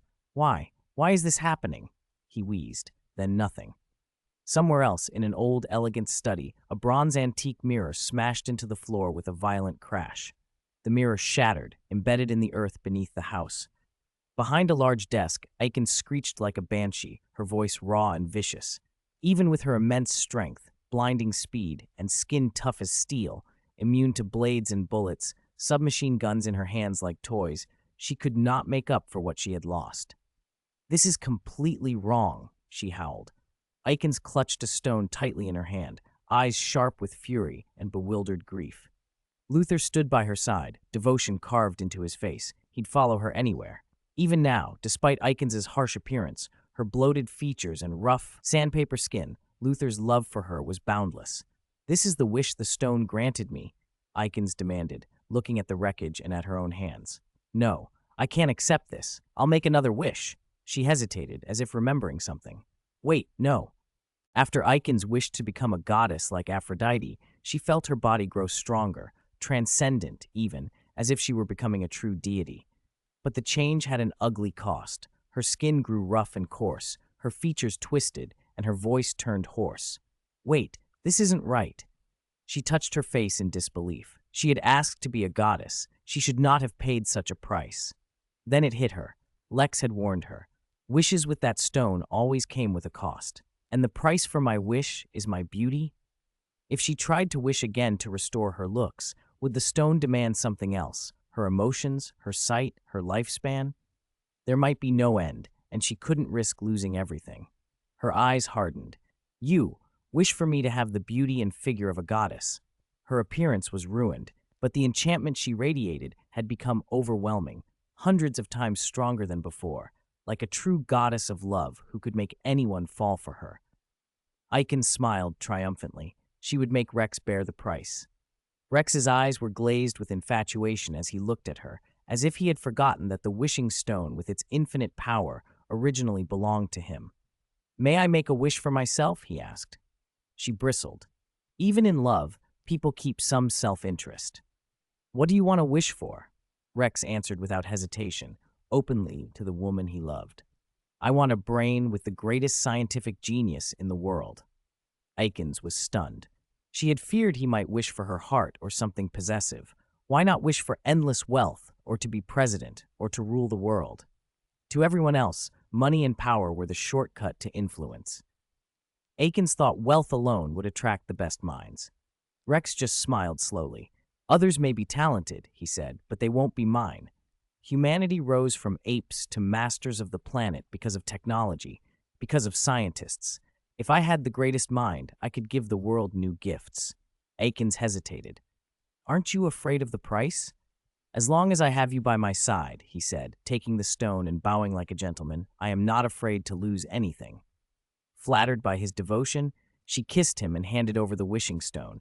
And we can have others make wishes for me too. Rex's face flickered with cunning. With so many people available, why should he shoulder the cost alone? At dusk, on the outskirts of a small town, a scrapyard loomed with rusted cars piled like discarded dreams. David had tracked the place down from a lead at a bar and slipped in, watching from the edge. A 2-story shack guarded the yard. Men played cards and drank in the doorway. When David approached, they dropped their cards and rose, wary. Who are you? Get lost, the leader barked, a stocky man with a flame bandana and a black studded leather jacket. David tossed a photo of Whitney onto a table and scanned them. Are you the ones who robbed the bank with Whitney? One man tried to feign ignorance, but the leader's face darkened. Who told you about this? Whitney? The others reached for stools and bats, while the leader subtly thumbed a pistol at his hip. David's gaze fell on a green tattoo on a man's arm. Who mixed meteorite solution with tattoo ink? Hearing those words, the long-haired tattooed man trembled. There was something about David that made him want to kneel.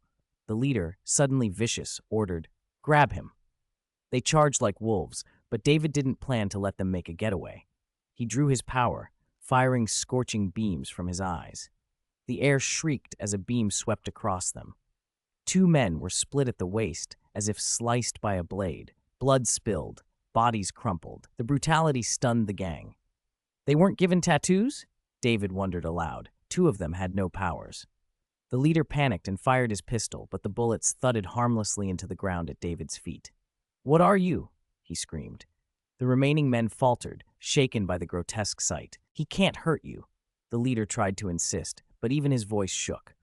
One begged, tears of fear on his face. Please, spare me. Our powers have time limits. He's a monster. The leader lunged at David, raging and miscalculated. Energy beams cut through the nearby shack, ripping rebar and concrete like paper. The heat singed the leader's throat. He clawed at his neck, gasping, and dropped to his knees. The others collapsed, sobbing, begging for mercy. David walked among them with indifferent steps, like a man passing through dying animals. He came to the long-haired tattoo artist at the back. You're the one who thought of mixing meteorite solution with tattoo ink. The artist's name was Laurent. Pale and shaking, he stammered, "Yes, I'm just a tattoo artist. Please, don't kill me." David questioned him until the story emerged. Laurent, after discovering the fluorescent properties of meteorite fragments, had ground meteorite into powder, mixed it with water and tattoo ink, and tried it on himself and a few cronies to make glow-in-the-dark tattoos. He hadn't thought about toxicity. Instead of mere glow, the mixture gave them the ability to phase, apparently to become intangible. At first, the effect lasted hours, but Laurent admitted the power faded with use. They could phase for half a day at first, then shorter and shorter, until it lasted only minutes or disappeared entirely. New tattoos didn't restore it. Some had already lost their ability in days. To keep operations going, like the bank job, they needed to absorb new blood, using fresh recruits like Whitney to maintain whatever they'd been tapping into. David pressed for the brand of ink and the exact formula. Laurent, terrified by the dead bodies behind them, finally gave it up. When he finished, David turned and walked out of the junkyard. Relief barely had time to register on Laurent's face before a precise beam of energy pierced his chest. He dropped and burst into flames. David then incinerated the other bodies with controlled blasts, the fire consuming the yard as he walked away, calm and unhurried. He planned to try the recipe himself. Laurent had said that even without tattooing, simply drawing the pattern could let the solution seep into skin and take effect, though it was easily rubbed off. David's defenses were already strong, but another ability would be useful, even if only as a backup. I've been a bit lax these past few days because of family matters, an elder's serious illness, so I'm taking a short leave today. I'll make it up tomorrow and double the output. Starting tomorrow, I'll write at least 6,000 words a day. Please continue to subscribe. On his way home, David stopped at the department store and bought tattoo ink. As he walked past the corner, he idly tossed a plastic bottle into the air and caught it, then froze. Across the street, Smallville Hospital was a hive of activity, scaffolding and tarps swaying in the construction noise. A new gilded sign had been mounted over the entrance. Wayne Group, Smallville Hospital. Wayne Group? David's eyelids tightened.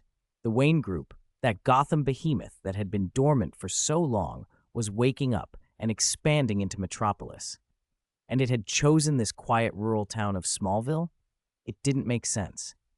Avery. When he and Clark had gone to Gotham, they had hidden their identities, trying to keep Batman from turning his attention towards Smallville and the Kent farm. But some idiot from their town had already made a scene in Gotham without hiding who he was. Bruce Wayne had almost certainly followed that trail back here. At the warehouse entrance, Clark woke to dawn light and found his brother gone. When David returned, Clark barreled for the door and blocked him, words tumbling out before he could stop them. "David, did you kill Whitney?" David's face showed nothing. "This is how I handle things, Clark." There was an edge to his calm. "Don't forget who started all this." Clark's expression hardened, anger and anxiety warring in his features. This had begun because of him. Whitney probably only meant to scare us. He didn't mean to hurt Mom and Dad. He still couldn't believe Whitney would actually kill anyone. It had started as a lesson, he reminded himself. It shouldn't have ended in death. I'm not like a certain bat, on guard for everyone all the time. But I'm not like you either, always putting blind faith in people. David ignored the jab and strode past him toward the house. You never know what someone full of jealousy and rage might do. When it came to their parents, David said he wouldn't take any chances. "David, didn't you say Mom and Dad wouldn't die after taking that medal?" Clark snapped the question out, then watched his brother closely. David stopped mid-step, turned, and fixed him with cold eyes. "What do you mean by that?" His voice was calm, slow, but there was a pressure behind it, like a tide held back under a smooth surface. Clark's face went pale. He'd spoken thoughtlessly. I didn't mean it like that," he stammered. "I brought the Dionysus factor back for Mom and Dad so I wouldn't have to worry about anything like this happening to them again." David stepped forward and jabbed a finger into Clark's chest. "It wasn't to make Mom and Dad fearless against injury so you could keep propping up your saintly heart." The words landed like a blow. Clark watched him go upstairs, stung and embarrassed. He rubbed his head, muttering, "God, I shouldn't have said that." At the doorway, David paused, glanced back at Clark, standing in the light by the warehouse, and shook his head. Clark might be more mature than his peers, he thought, but sometimes he still acted like an impulsive 18-year-old. He turned and climbed the stairs. It was a bright, sunny morning at the castle. Golden light poured through the tall windows. Behind a polished desk, Aiken sat smiling into a hand mirror, utterly pleased with her reflection. "My dear, your beauty would shame even Helen, whose face launched 1,000 ships," she cooed. Rex, standing by in the role of dutiful butler, offered exaggerated flattery. If Paris had seen you in ancient Greece, he would have never had to choose who to present the golden apple to. "You always know the right thing to say, Rex," Aikens purred. Since using a mesmerized bodyguard to make her wish, her face and figure had been transformed into something almost divine, every curve, every line a masterpiece. Her voice had the siren's clarity and charm. It made the heart ache to listen. Rex had gotten his wish too. The stone had opened something in him. Ideas bubbled up like an endless spring, inventions and scientific conjectures spilling through his mind. But Aiken's smile faded a little as she looked at him. Regrettably, he was bald, and his looks didn't match his newfound brilliance. Even now, first thing in the morning, Rex's shining head pulled her out of the mood she wanted to indulge in. "My darling can fool the world, but I cannot force my own desires," she murmured, eyes gleaming. Now that she had almost everything, she wanted to enjoy it. First on her list, find 2 handsome young men to serve her like princes. "Rex, you possess the smartest brain in the world. Why didn't you wish to be the most handsome man in the world and accompany me?" Rex shrugged a little. Beauty is a matter of taste. Even mesmerized, his cautious nature remained. Besides, finding the one person everyone would agree is the most handsome is impossible. And the wishing stone seems to grant limitless wishes. That kind of power is too good to trust all at once. One wish for now was enough. Aikens shrugged off his prudence. "Whatever you say. It's time. I have work to do." She slipped the wishing stone into her bag and rose slowly, all the confidence of one who felt godlike in appearance and influence. She wasn't interested in ruling the world, at least not today. When she tired of playing in this town, maybe she'd wish herself a queen. For now, she intended to visit Smallville Garden and scout for 2 handsome young men to become her personal attendants. Aikens licked her lips. A faint heat crept through her, and she left the room with a smile. Clark had said something irrational in a moment of heat last night, and he didn't dare bring up Whitney again. He and David went to school together under a cloud. After 2 classes, the bell rang for the next period, and the door opened. A woman walked in like she owned the place. Fashionable, striking, impossibly beautiful, a shoulder bag slung casually as if she just stepped out for shopping rather than class. 2 long legs, perfect posture, heads turned all at once. "She's gorgeous," someone breathed. A low hum of chatter spread through the room. Pietro's eyes went wide. Even some of the girls blushed. Chloe's face flushed red. "Who is she? She's breathtaking." No one could resist her. "Is our new teacher in the wrong classroom?" someone asked, standing up. "I'm the new biology teacher, Ijin Si. Have you all forgotten me?" the woman said easily. She wore a red jacket and very short denim shorts. Up on the podium, she set her bag down and swept the class with a smile like she was calming small children. Her gaze paused for just a second on 2 boys near the middle. "Good morning," she cooed. Confusion washed over the room. Ijin Si was known to be attractive, but not like this. This woman looked like a living porcelain doll, impossibly perfect in a way that read as slightly unreal. "Aikens?" someone guessed. David's eyes narrowed. Was someone impersonating Ijin Si? Or had the imposter somehow reshaped herself? The woman's features were fine, but there was a synthetic sheen about her, a too smooth quality that set off alarm bells. Clark sat rigid in his seat.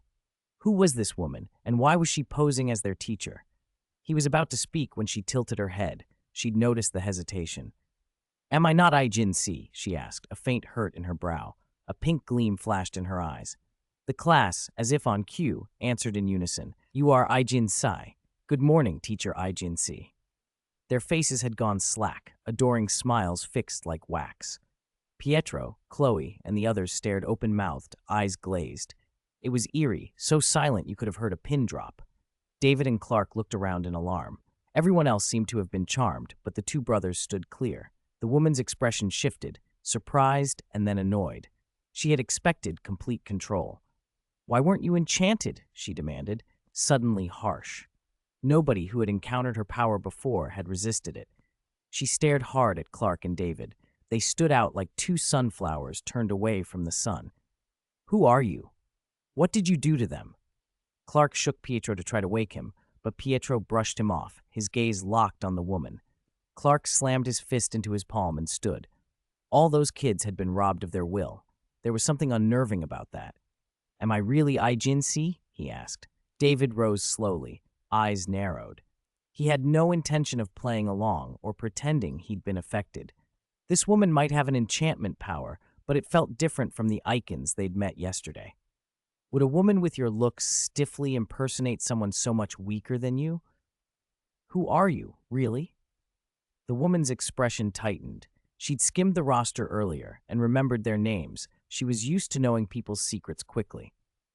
"You two brothers have secrets," she said thinly. "If you want the others to return to normal, follow me." Clark acted before she could finish. He moved with blunt, furious speed to the podium, grabbing her wrist. She flinched but didn't break eye contact. Her pupils narrowed, a sweet scent brushed past Clark's face, and suddenly he staggered as if someone had filled his head with cotton. For just a moment he felt the urge to kneel. "No," he forced out, shaking his head hard and snapping free. He glared at her. "You won't control me." The woman smiled, a dangerous little smile. Clark Kent, David Kent, what a fascinating pair. She set her bag on her shoulder and shimmered out of the classroom, leaving only a faint afterimage. "If you want them back to normal, come with me. Don't think you can just follow me unnoticed." Clark sprinted after her. "I want answers." David hesitated only long enough to look at the vacant, smiling faces of their classmates. Then a faint purple shimmer gathered around him, and he blinked away, following them. They chased her out of town to a wide, grassy plain on the edge of the woods. She halted as soon as she saw them blocking her path, not because she wanted to stop, but because she'd been caught. "Touching a lady's shoulder without permission is rude," she teased when Clark reached to grab her again. Her pupils pinched. She laughed, and with a backward elbow, she detonated the air. Clark threw his voice in a grunt and flew backward dozens of meters before David's hand caught him. David set Clark down and stared at the woman. She'd managed to throw Clark hard enough to resemble a strike from a truck, no small feat, and that said something about her strength. "You're not from this town," David said. "Where did you get this power?" The woman's smile became guarded. She shifted to hide her bag against her hip. "I've lived here more than 20 years. I just didn't expect to find such extraordinary brothers." She had already tested her limits, faster than sound, strength enough to bend steel. And yet she'd been thrown by Clark, and more importantly, repelled by David in a way that didn't match any simple meteoric mutation. David suspected the same thing. This woman's sudden ascent was unnatural for a place like this. David's gaze flicked to her bag. "What's in there that matters so much to you?" She moved to cover the bag with her body instinctively, a small human gesture. "My personal things." She let the words hang like a challenge, lips bright and red. "Want to see? Curious about a woman's world, David Kent?" Clark warned, rubbing the ribs he'd been winded in. "She can breathe out a scent that makes people weak. Be careful." David's expression was unreadable. He didn't believe the perfume threat applied to him, but a demand stood.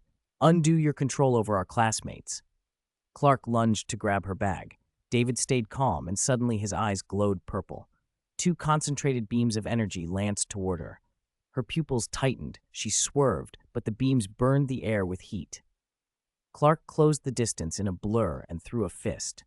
Akins blocked, then countered with brutal precision. An elbow struck Clark's neck, forcing him back, and a low kick aimed for his groin.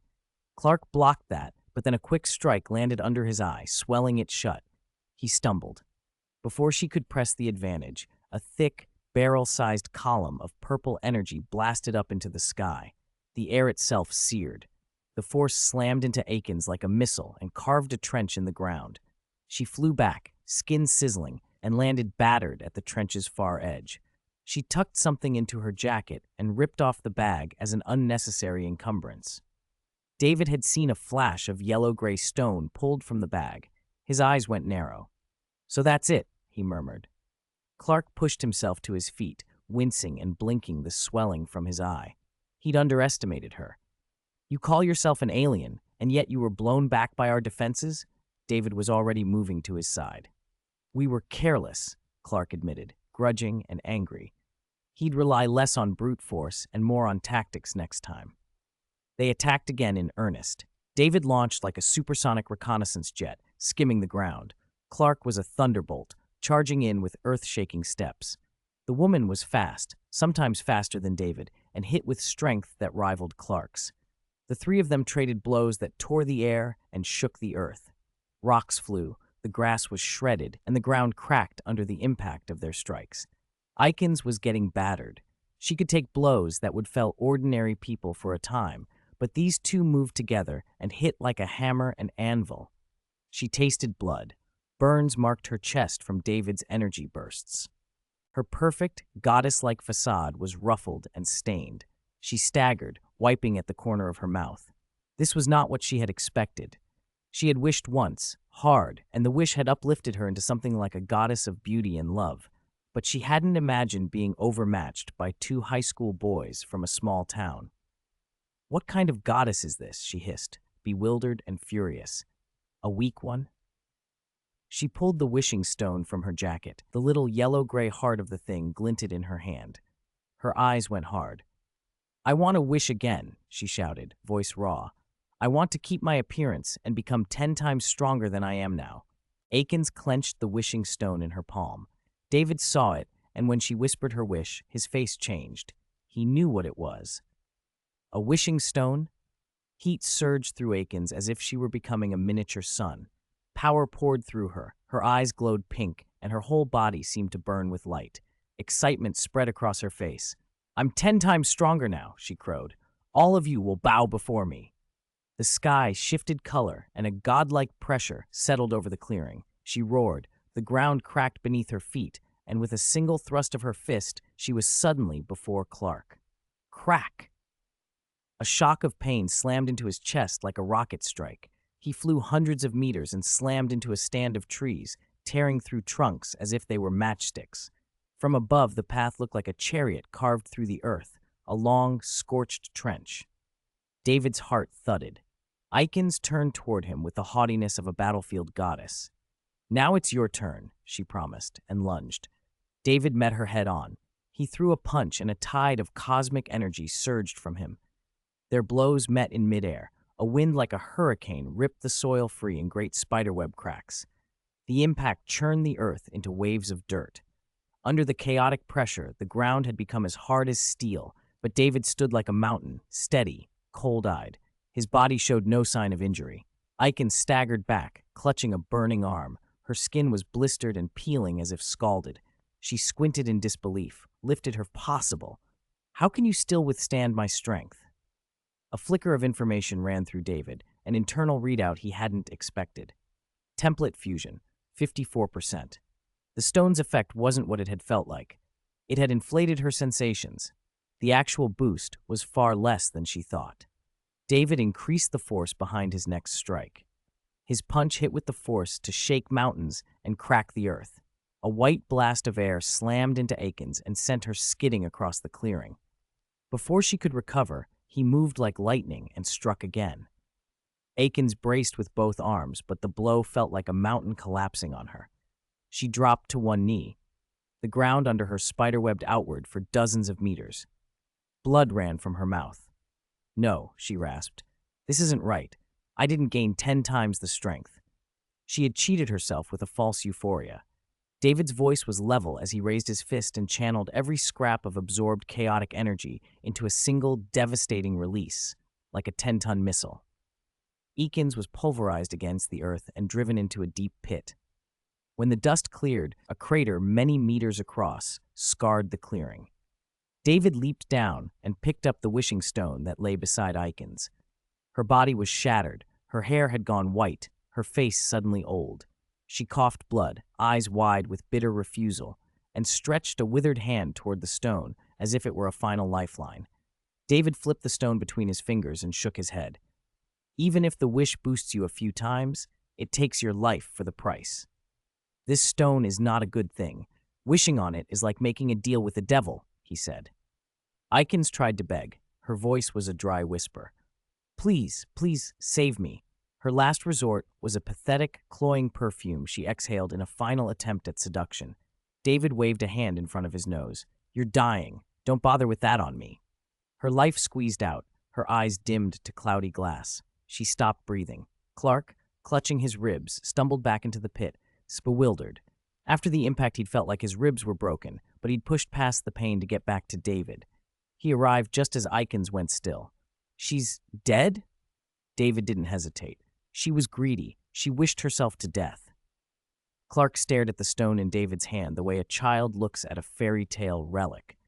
Stories from his childhood flickered through his mind, artifacts that granted wishes. He hadn't expected to see one for real. He remembered how Ikens had surged after speaking the wish. Don't look at it, he muttered, shuddering. It's not a good thing. David slipped the stone into his shirt pocket. He recognized it.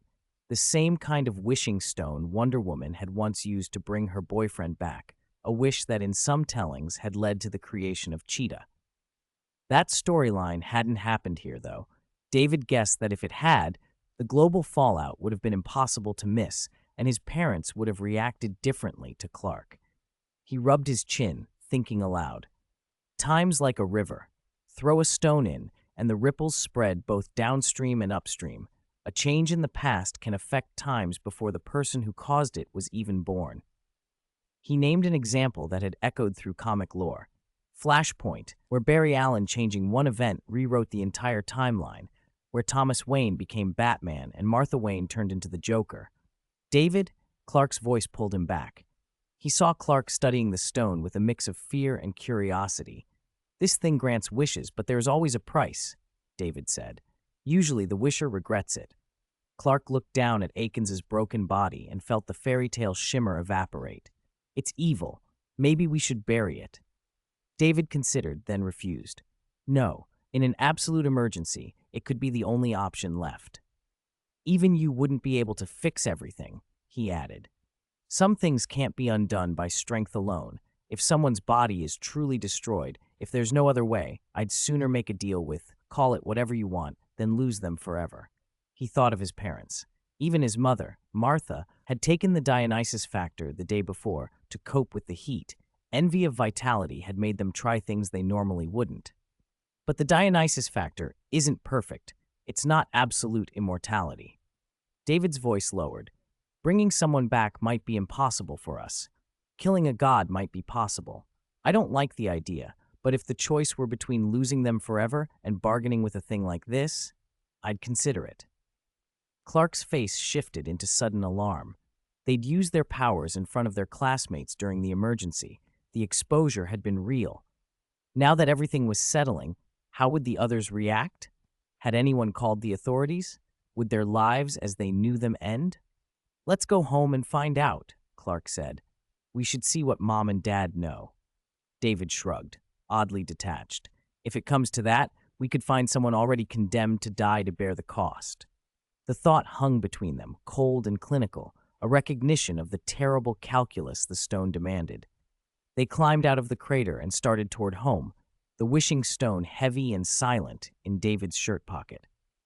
When Clark and David rushed back to school, their classmates had no memory of being enchanted or controlled. All anyone recalled was a stunningly beautiful woman who had walked into the classroom claiming to be the new teacher, Ai-Jin C. At Rex Manor, Rex Luthor sat behind his desk and shook his head as if to clear it. His mind felt hollowed out, a strange void where something important should be. Did I forget something? He muttered. He only remembered a fiery woman bursting into his office, and then nothing. Rex's expression hardened. He crouched and pried open his safe. It was empty. His worst fear had come true. The wishing stone, the thing that could grant wishes, was gone. Was it that woman? No. The thought died on him as another realization struck. His mind felt unnaturally sharp. Knowledge about memory science, ideas for experiments, half-formed designs for exoskeleton armor, and new energy sources crowded his head. It was as if a wish had already been granted. But when had he wished for any of this? He dug through his memory desperately and came up with nothing. What exactly happened? After Ijinsi left, the people she had enchanted simply lost memory of her. For years, she had used that ability to make men fall for her and swindle them of everything. Without the memory wipe, she'd quickly have been found out and destroyed. Her power worked the other way as well. It helped David and Clark. As for the students collectively forgetting a small segment of the day, that was nothing in a town used to strange events. The police found no drugs or neurological agents in the classroom, and everyone went to school the next day as if nothing had happened. Summer was coming, and graduation was near. With college on the horizon, friendships felt more precious than ever. Some enterprising students set up stalls to sell graduation souvenirs. "David, aren't you going to buy a class ring to commemorate finishing high school?" Clark asked in the corridor as they walked home. David shook his head. "Spend dozens or hundreds on a ring that probably cost a few dollars to make? No thanks. In a few years, that kind of thing just makes you want to slap your past self." Chloe, wearing a brass ring engraved with Smallville High School, looked embarrassed and tried to smooth things over. "Clark, don't mind him. If we think it's worth it, that's what matters." Pietro was undeterred. He dragged Clark to a stall selling commemorative rings and picked out an ebony band. Clark chose one that looked inlaid with a ruby. He knew the stone was probably plastic or synthetic, but who cared? He read Smallville High School on the inner band, smiled, and slid the ring on. The moment he put it on, a strange sensation spread through Clark, like an ice cube pressed against his spine, a thrilling shiver that made his eyes widen. Excitement surged through him, and his brain felt sharper than ever. Thoughts came faster, and for a moment he luxuriated in a heady, almost euphoric clarity. "How's the size?" Pietro asked. Clark grinned. "Perfect. I've never felt better." He felt as if all restraints had fallen away. An inexplicable vertigo of possibility filled him. His lips curved into a smile, and his eyes gleamed with a new, dangerous light. He glanced at David across the corridor, his expression shifting as if remembering something painful about his past foolishness. "David's right," he said softly. "When you grow up, you realize how naive you used to be." Pietro admired his ring, but noticed it didn't stand out as much on his hand as it had on the display. Clark stowed his elation behind a practiced smile, and they continued on. It was a rare holiday. Exams were still looming, but David and Clark treated the time as a break. Clark's plans probably still included Lana. Whitney's mysterious disappearance had worried her, but it hadn't slowed the deepening of Clark and Lana's relationship. Ever since David had met Agent C, he'd been eager to see how big a ripple he'd caused in time. One morning during the holiday, he rushed to the Natural History Museum in Washington, thinking of Wonder Woman, Diana Prince, who, according to some stories, had worked there as an artifact restorer after World War I. The museum hall was dressed in polished marble. David approached the front desk. "Diana Prince? I'm sorry, but after triple checking, we don't have anyone by that name on our artifact appraisal and restoration staff," the receptionist said softly, hanging up the phone. David stepped back out into the fountain square, watching white pigeons wheel through the air. He'd also asked around the city. There was no record of a mysterious woman who used a golden lariat to save victims. The ripple he'd expected to feel seemed different, or perhaps larger than he'd imagined. Maybe Wonder Woman hadn't left Paradise Island after all. More pressing in his mind, though, was his stash of emotion points. Apart from exceptional figures like Batman, they were usually only supplied by people with extraordinary powers, and there simply weren't many of those. In Smallville, he'd met fewer than 10 powered people, and the emotion points they provided combined couldn't match even 1/10 of what Clark could give him. Most of the time, improving his template fusion depended on Clark. Now that Clark was stronger, he could sometimes provide 60 or 70 emotion points at once. But what if there were an entire populous race of powered beings? David's eyes brightened at the thought. If he could find a way to tap into an abundant source, an entire community of extraordinary people, his progress would explode. A plan began to form in his mind. 78. Don't do anything you regret. Are you kidding me, or did you dial the wrong number? Jonathan almost couldn't believe the call. What? Thank you. Martha, flipping pancakes at the stove, turned. What is it? Jonathan hung up the phone, frowning. The credit card company called to confirm some purchases. A stack of billing alerts showed that their family's credit card had been charged for a large amount that morning. He reached into his wallet and froze. The credit card was gone. Martha, when did we put a satellite dish on the barn? Martha looked out the window and went still. There, mounted on the second-floor exterior of the barn, was a brand-new satellite dish. They exchanged a bewildered look and went out to investigate. They stopped at the barn door and stared. The place they used to keep tractors and tools had been transformed. Rows of arcade machines lined the floor. Racks of rock-style clothes hung from the rafters, and electric guitars were mounted on the walls. When did our equipment storage turn into some kind of arcade? A voice from up the stairs answered their question before they could. Dad. They both turned. David, just back from Washington, stood at the barn entrance with his hands in his jacket and a look of surprise. From the second floor came the thump of loud game music, clashing fighters and cheering crowds. Clark's birthday was still weeks away, and even if it were his birthday, they wouldn't have spoiled him like this, David thought. Did we win the lottery? They climbed the stairs together. Clark, dressed in a black leather jacket and looking more rebellious than the shy, bookish eldest son they knew, was hunched over an arcade cabinet, fingers frantic on the controls. The speakers blasted the sound of combat. Die! Die! Let's see how many hits you can block! Jonathan and Martha watched, disbelief turning to anger. Clark, what is going on? Where did all this come from? Eddie's shop in Metropolis, open 24 hours, and they had a sale, Clark answered without looking away from the screen. You used our credit card to buy all of this? Jonathan's eyes widened. Martha couldn't believe it.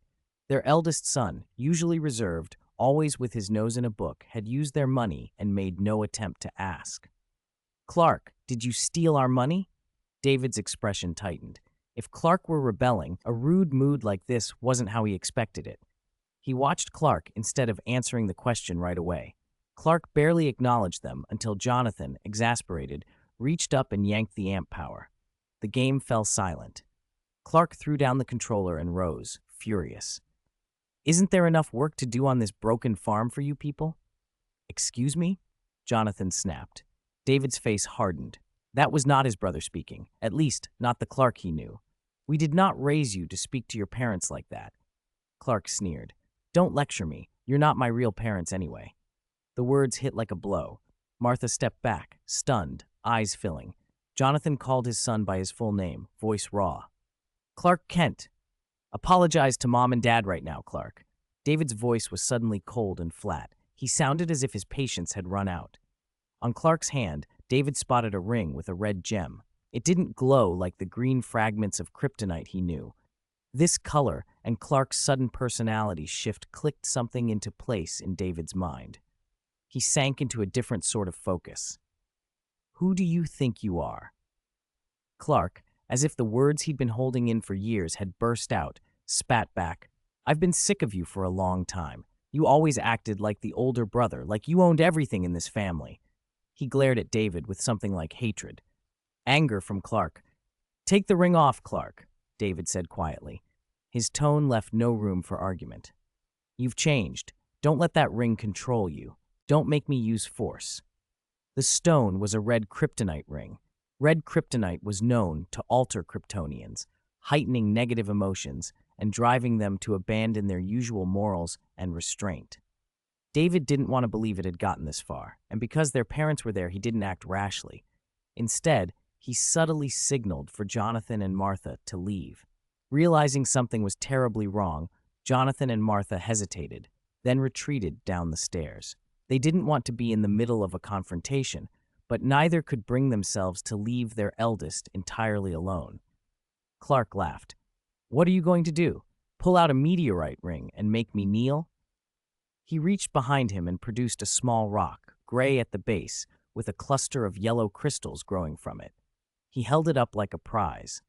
This is the wishing stone. David's face darkened. He had locked the wishing stone in his nightstand for a reason. After seeing Eikens' corpse, Clark had shown nothing but loathing for it, so David hadn't been guarding against Clark stealing it. But now it was in Clark's hands.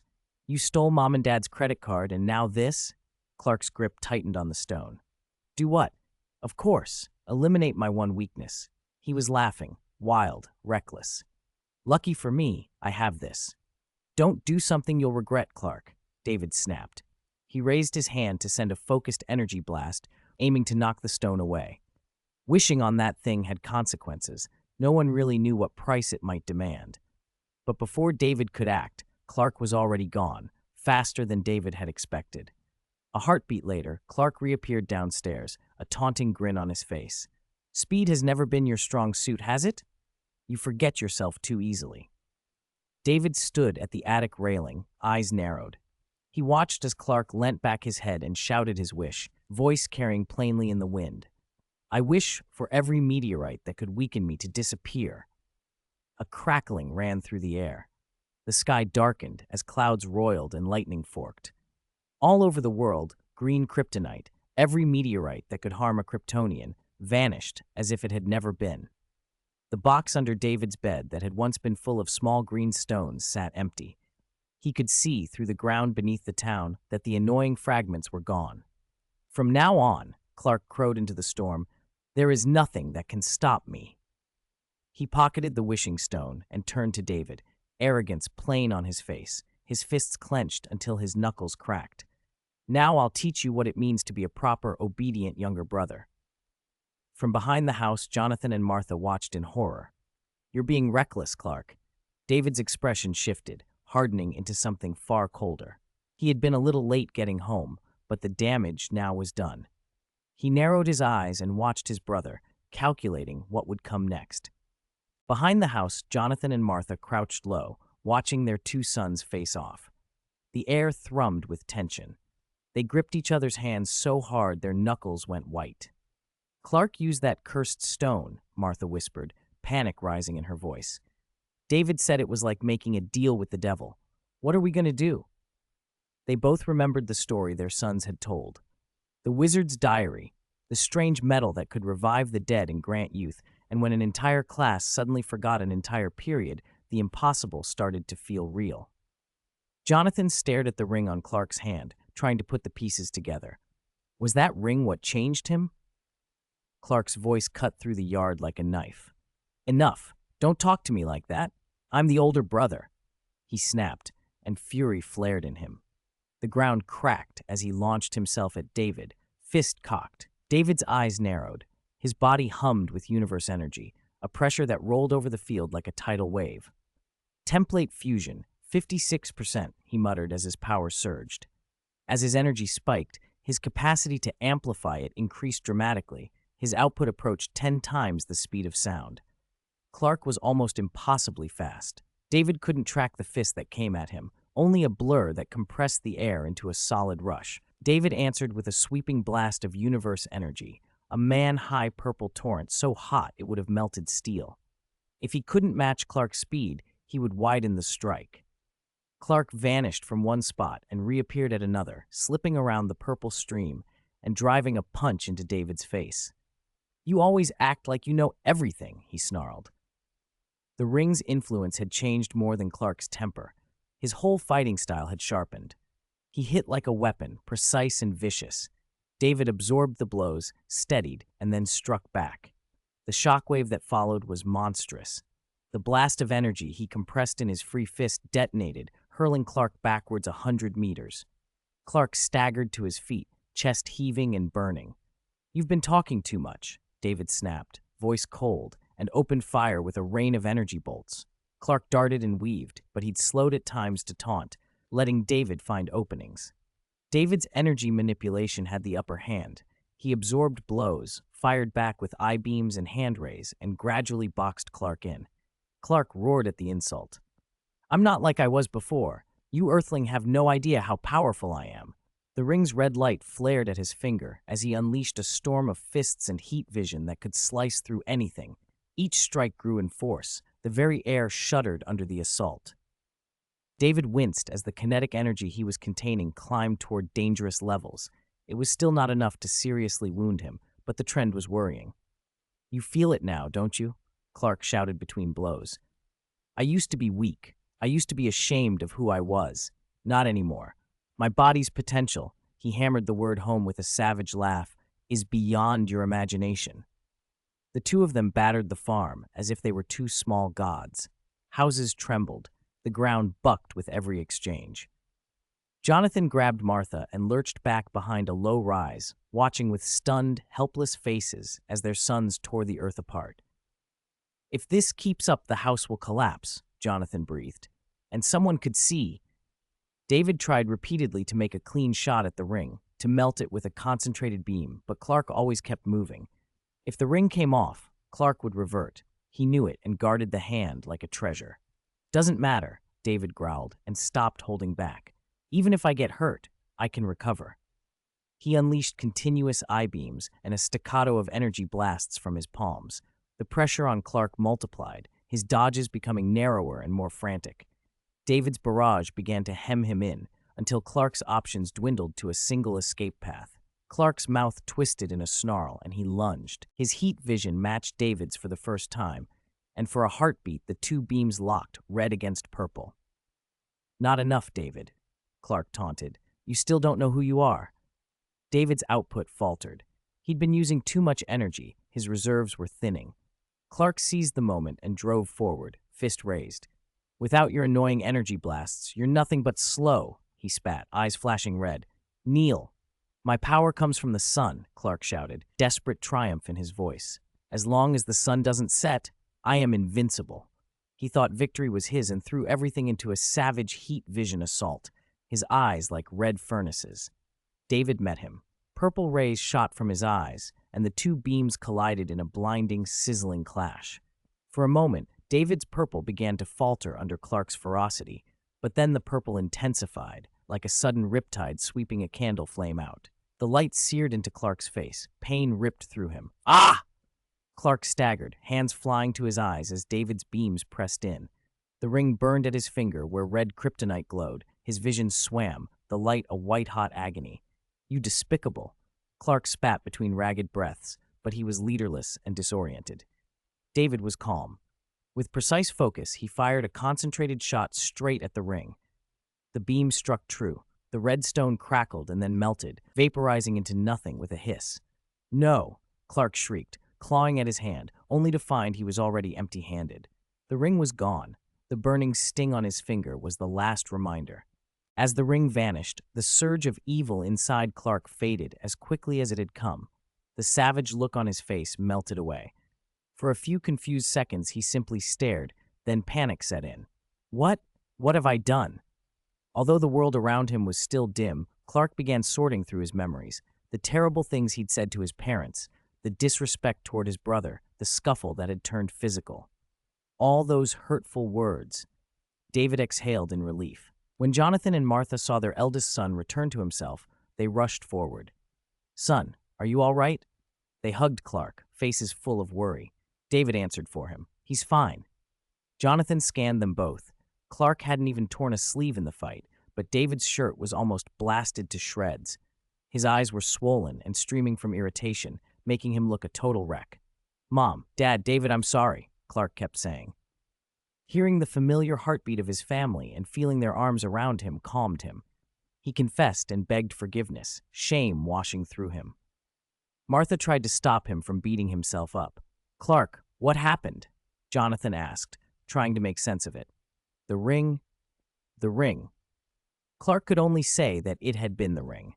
The moment he'd put it on, his normal self had been suppressed, as if another personality had taken over. He couldn't explain how or why. It must have been the meteorite. David stepped closer. Besides the meteorite that arrived on Earth with Clark and affected him, I can't think of any other reason. Jonathan began to say something about how meteorites were usually green, then thought better of it. He had never seen one himself. Lack of evidence didn't mean it couldn't be true. Maybe the green meteorite changed Clark's body, while the red one changed his mind. He swallowed and said nothing aloud. Clark had stopped apologizing, only to murmur in a small voice, "My eyes." At first, he had been able to barely open them, swollen and sore.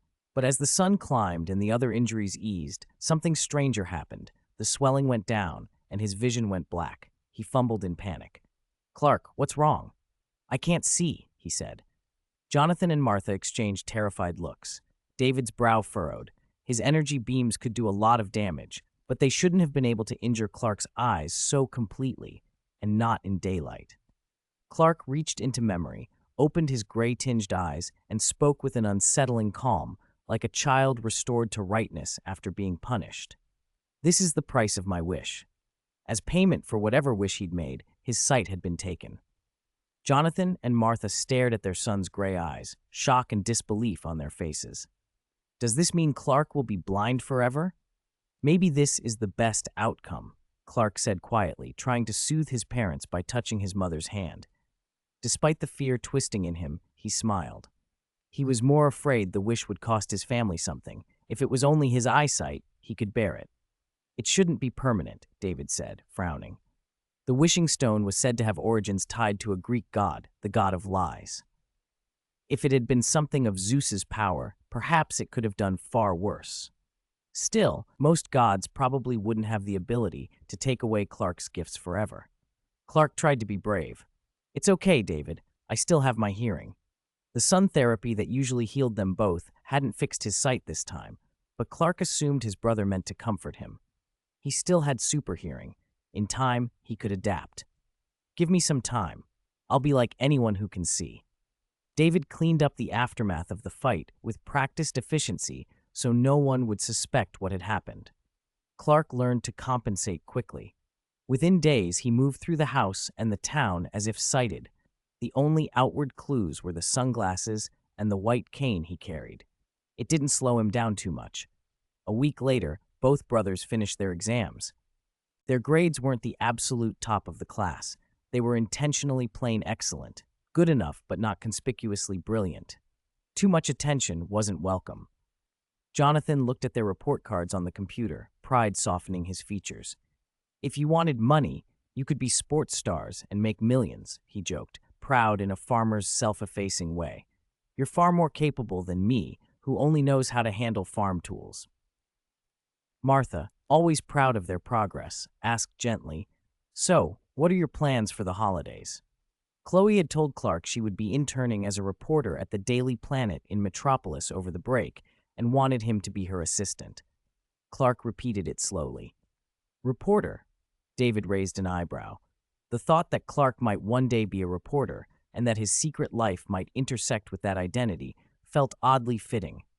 "What about that? You've lost your sight and gained better listening. You could be a different kind of reporter, one who hears what others don't." Clark had been thinking. Losing his sight had given him a new kind of empathy, an awareness of disadvantages he'd never faced before. He reflected on how he'd resisted his abilities in the past and felt for the first time a real urge to accept them and use them to help others. Maybe Father was right. If God gave me these talents, I should learn to use them. There was a seriousness in his voice that made David smile a little. This temporary blindness, maybe it's pushed you a step closer to being the man of tomorrow. Clark half laughed at the image. "Do you mean like a masked vigilante? A blind crime fighter like Daredevil?" "I don't know," Clark admitted, still unsure. Revealing extraordinary powers could endanger the family. He couldn't say what he'd do in the future. People changed. "What about you?" Clark asked. David looked out the window at the blue sky and the ribbon of clouds over the distant mountains. "I might go traveling." His voice trailed into planning. If he traveled, there were places and people who could help him grow, transcendent races, others with abilities, trainers. He imagined pushing his own power further. If he could learn to affect the emotions of a transcendent people, to make them react in a way that fed his own fusion process, his ability fusion speed might improve dramatically. He thought of Paradise Island and the Amazon warriors, of the Atlanteans who lived beneath the sea. There were so many different strengths and cultures out there. Clark listened, picturing his brother roaming the world, learning and changing. Their paths were diverging in small ways, one brother sharpening empathy, the other seeking strength in distant places. At home in Smallville, with exams done and plans sketched in hopeful lines, they had time to become who they were meant to be.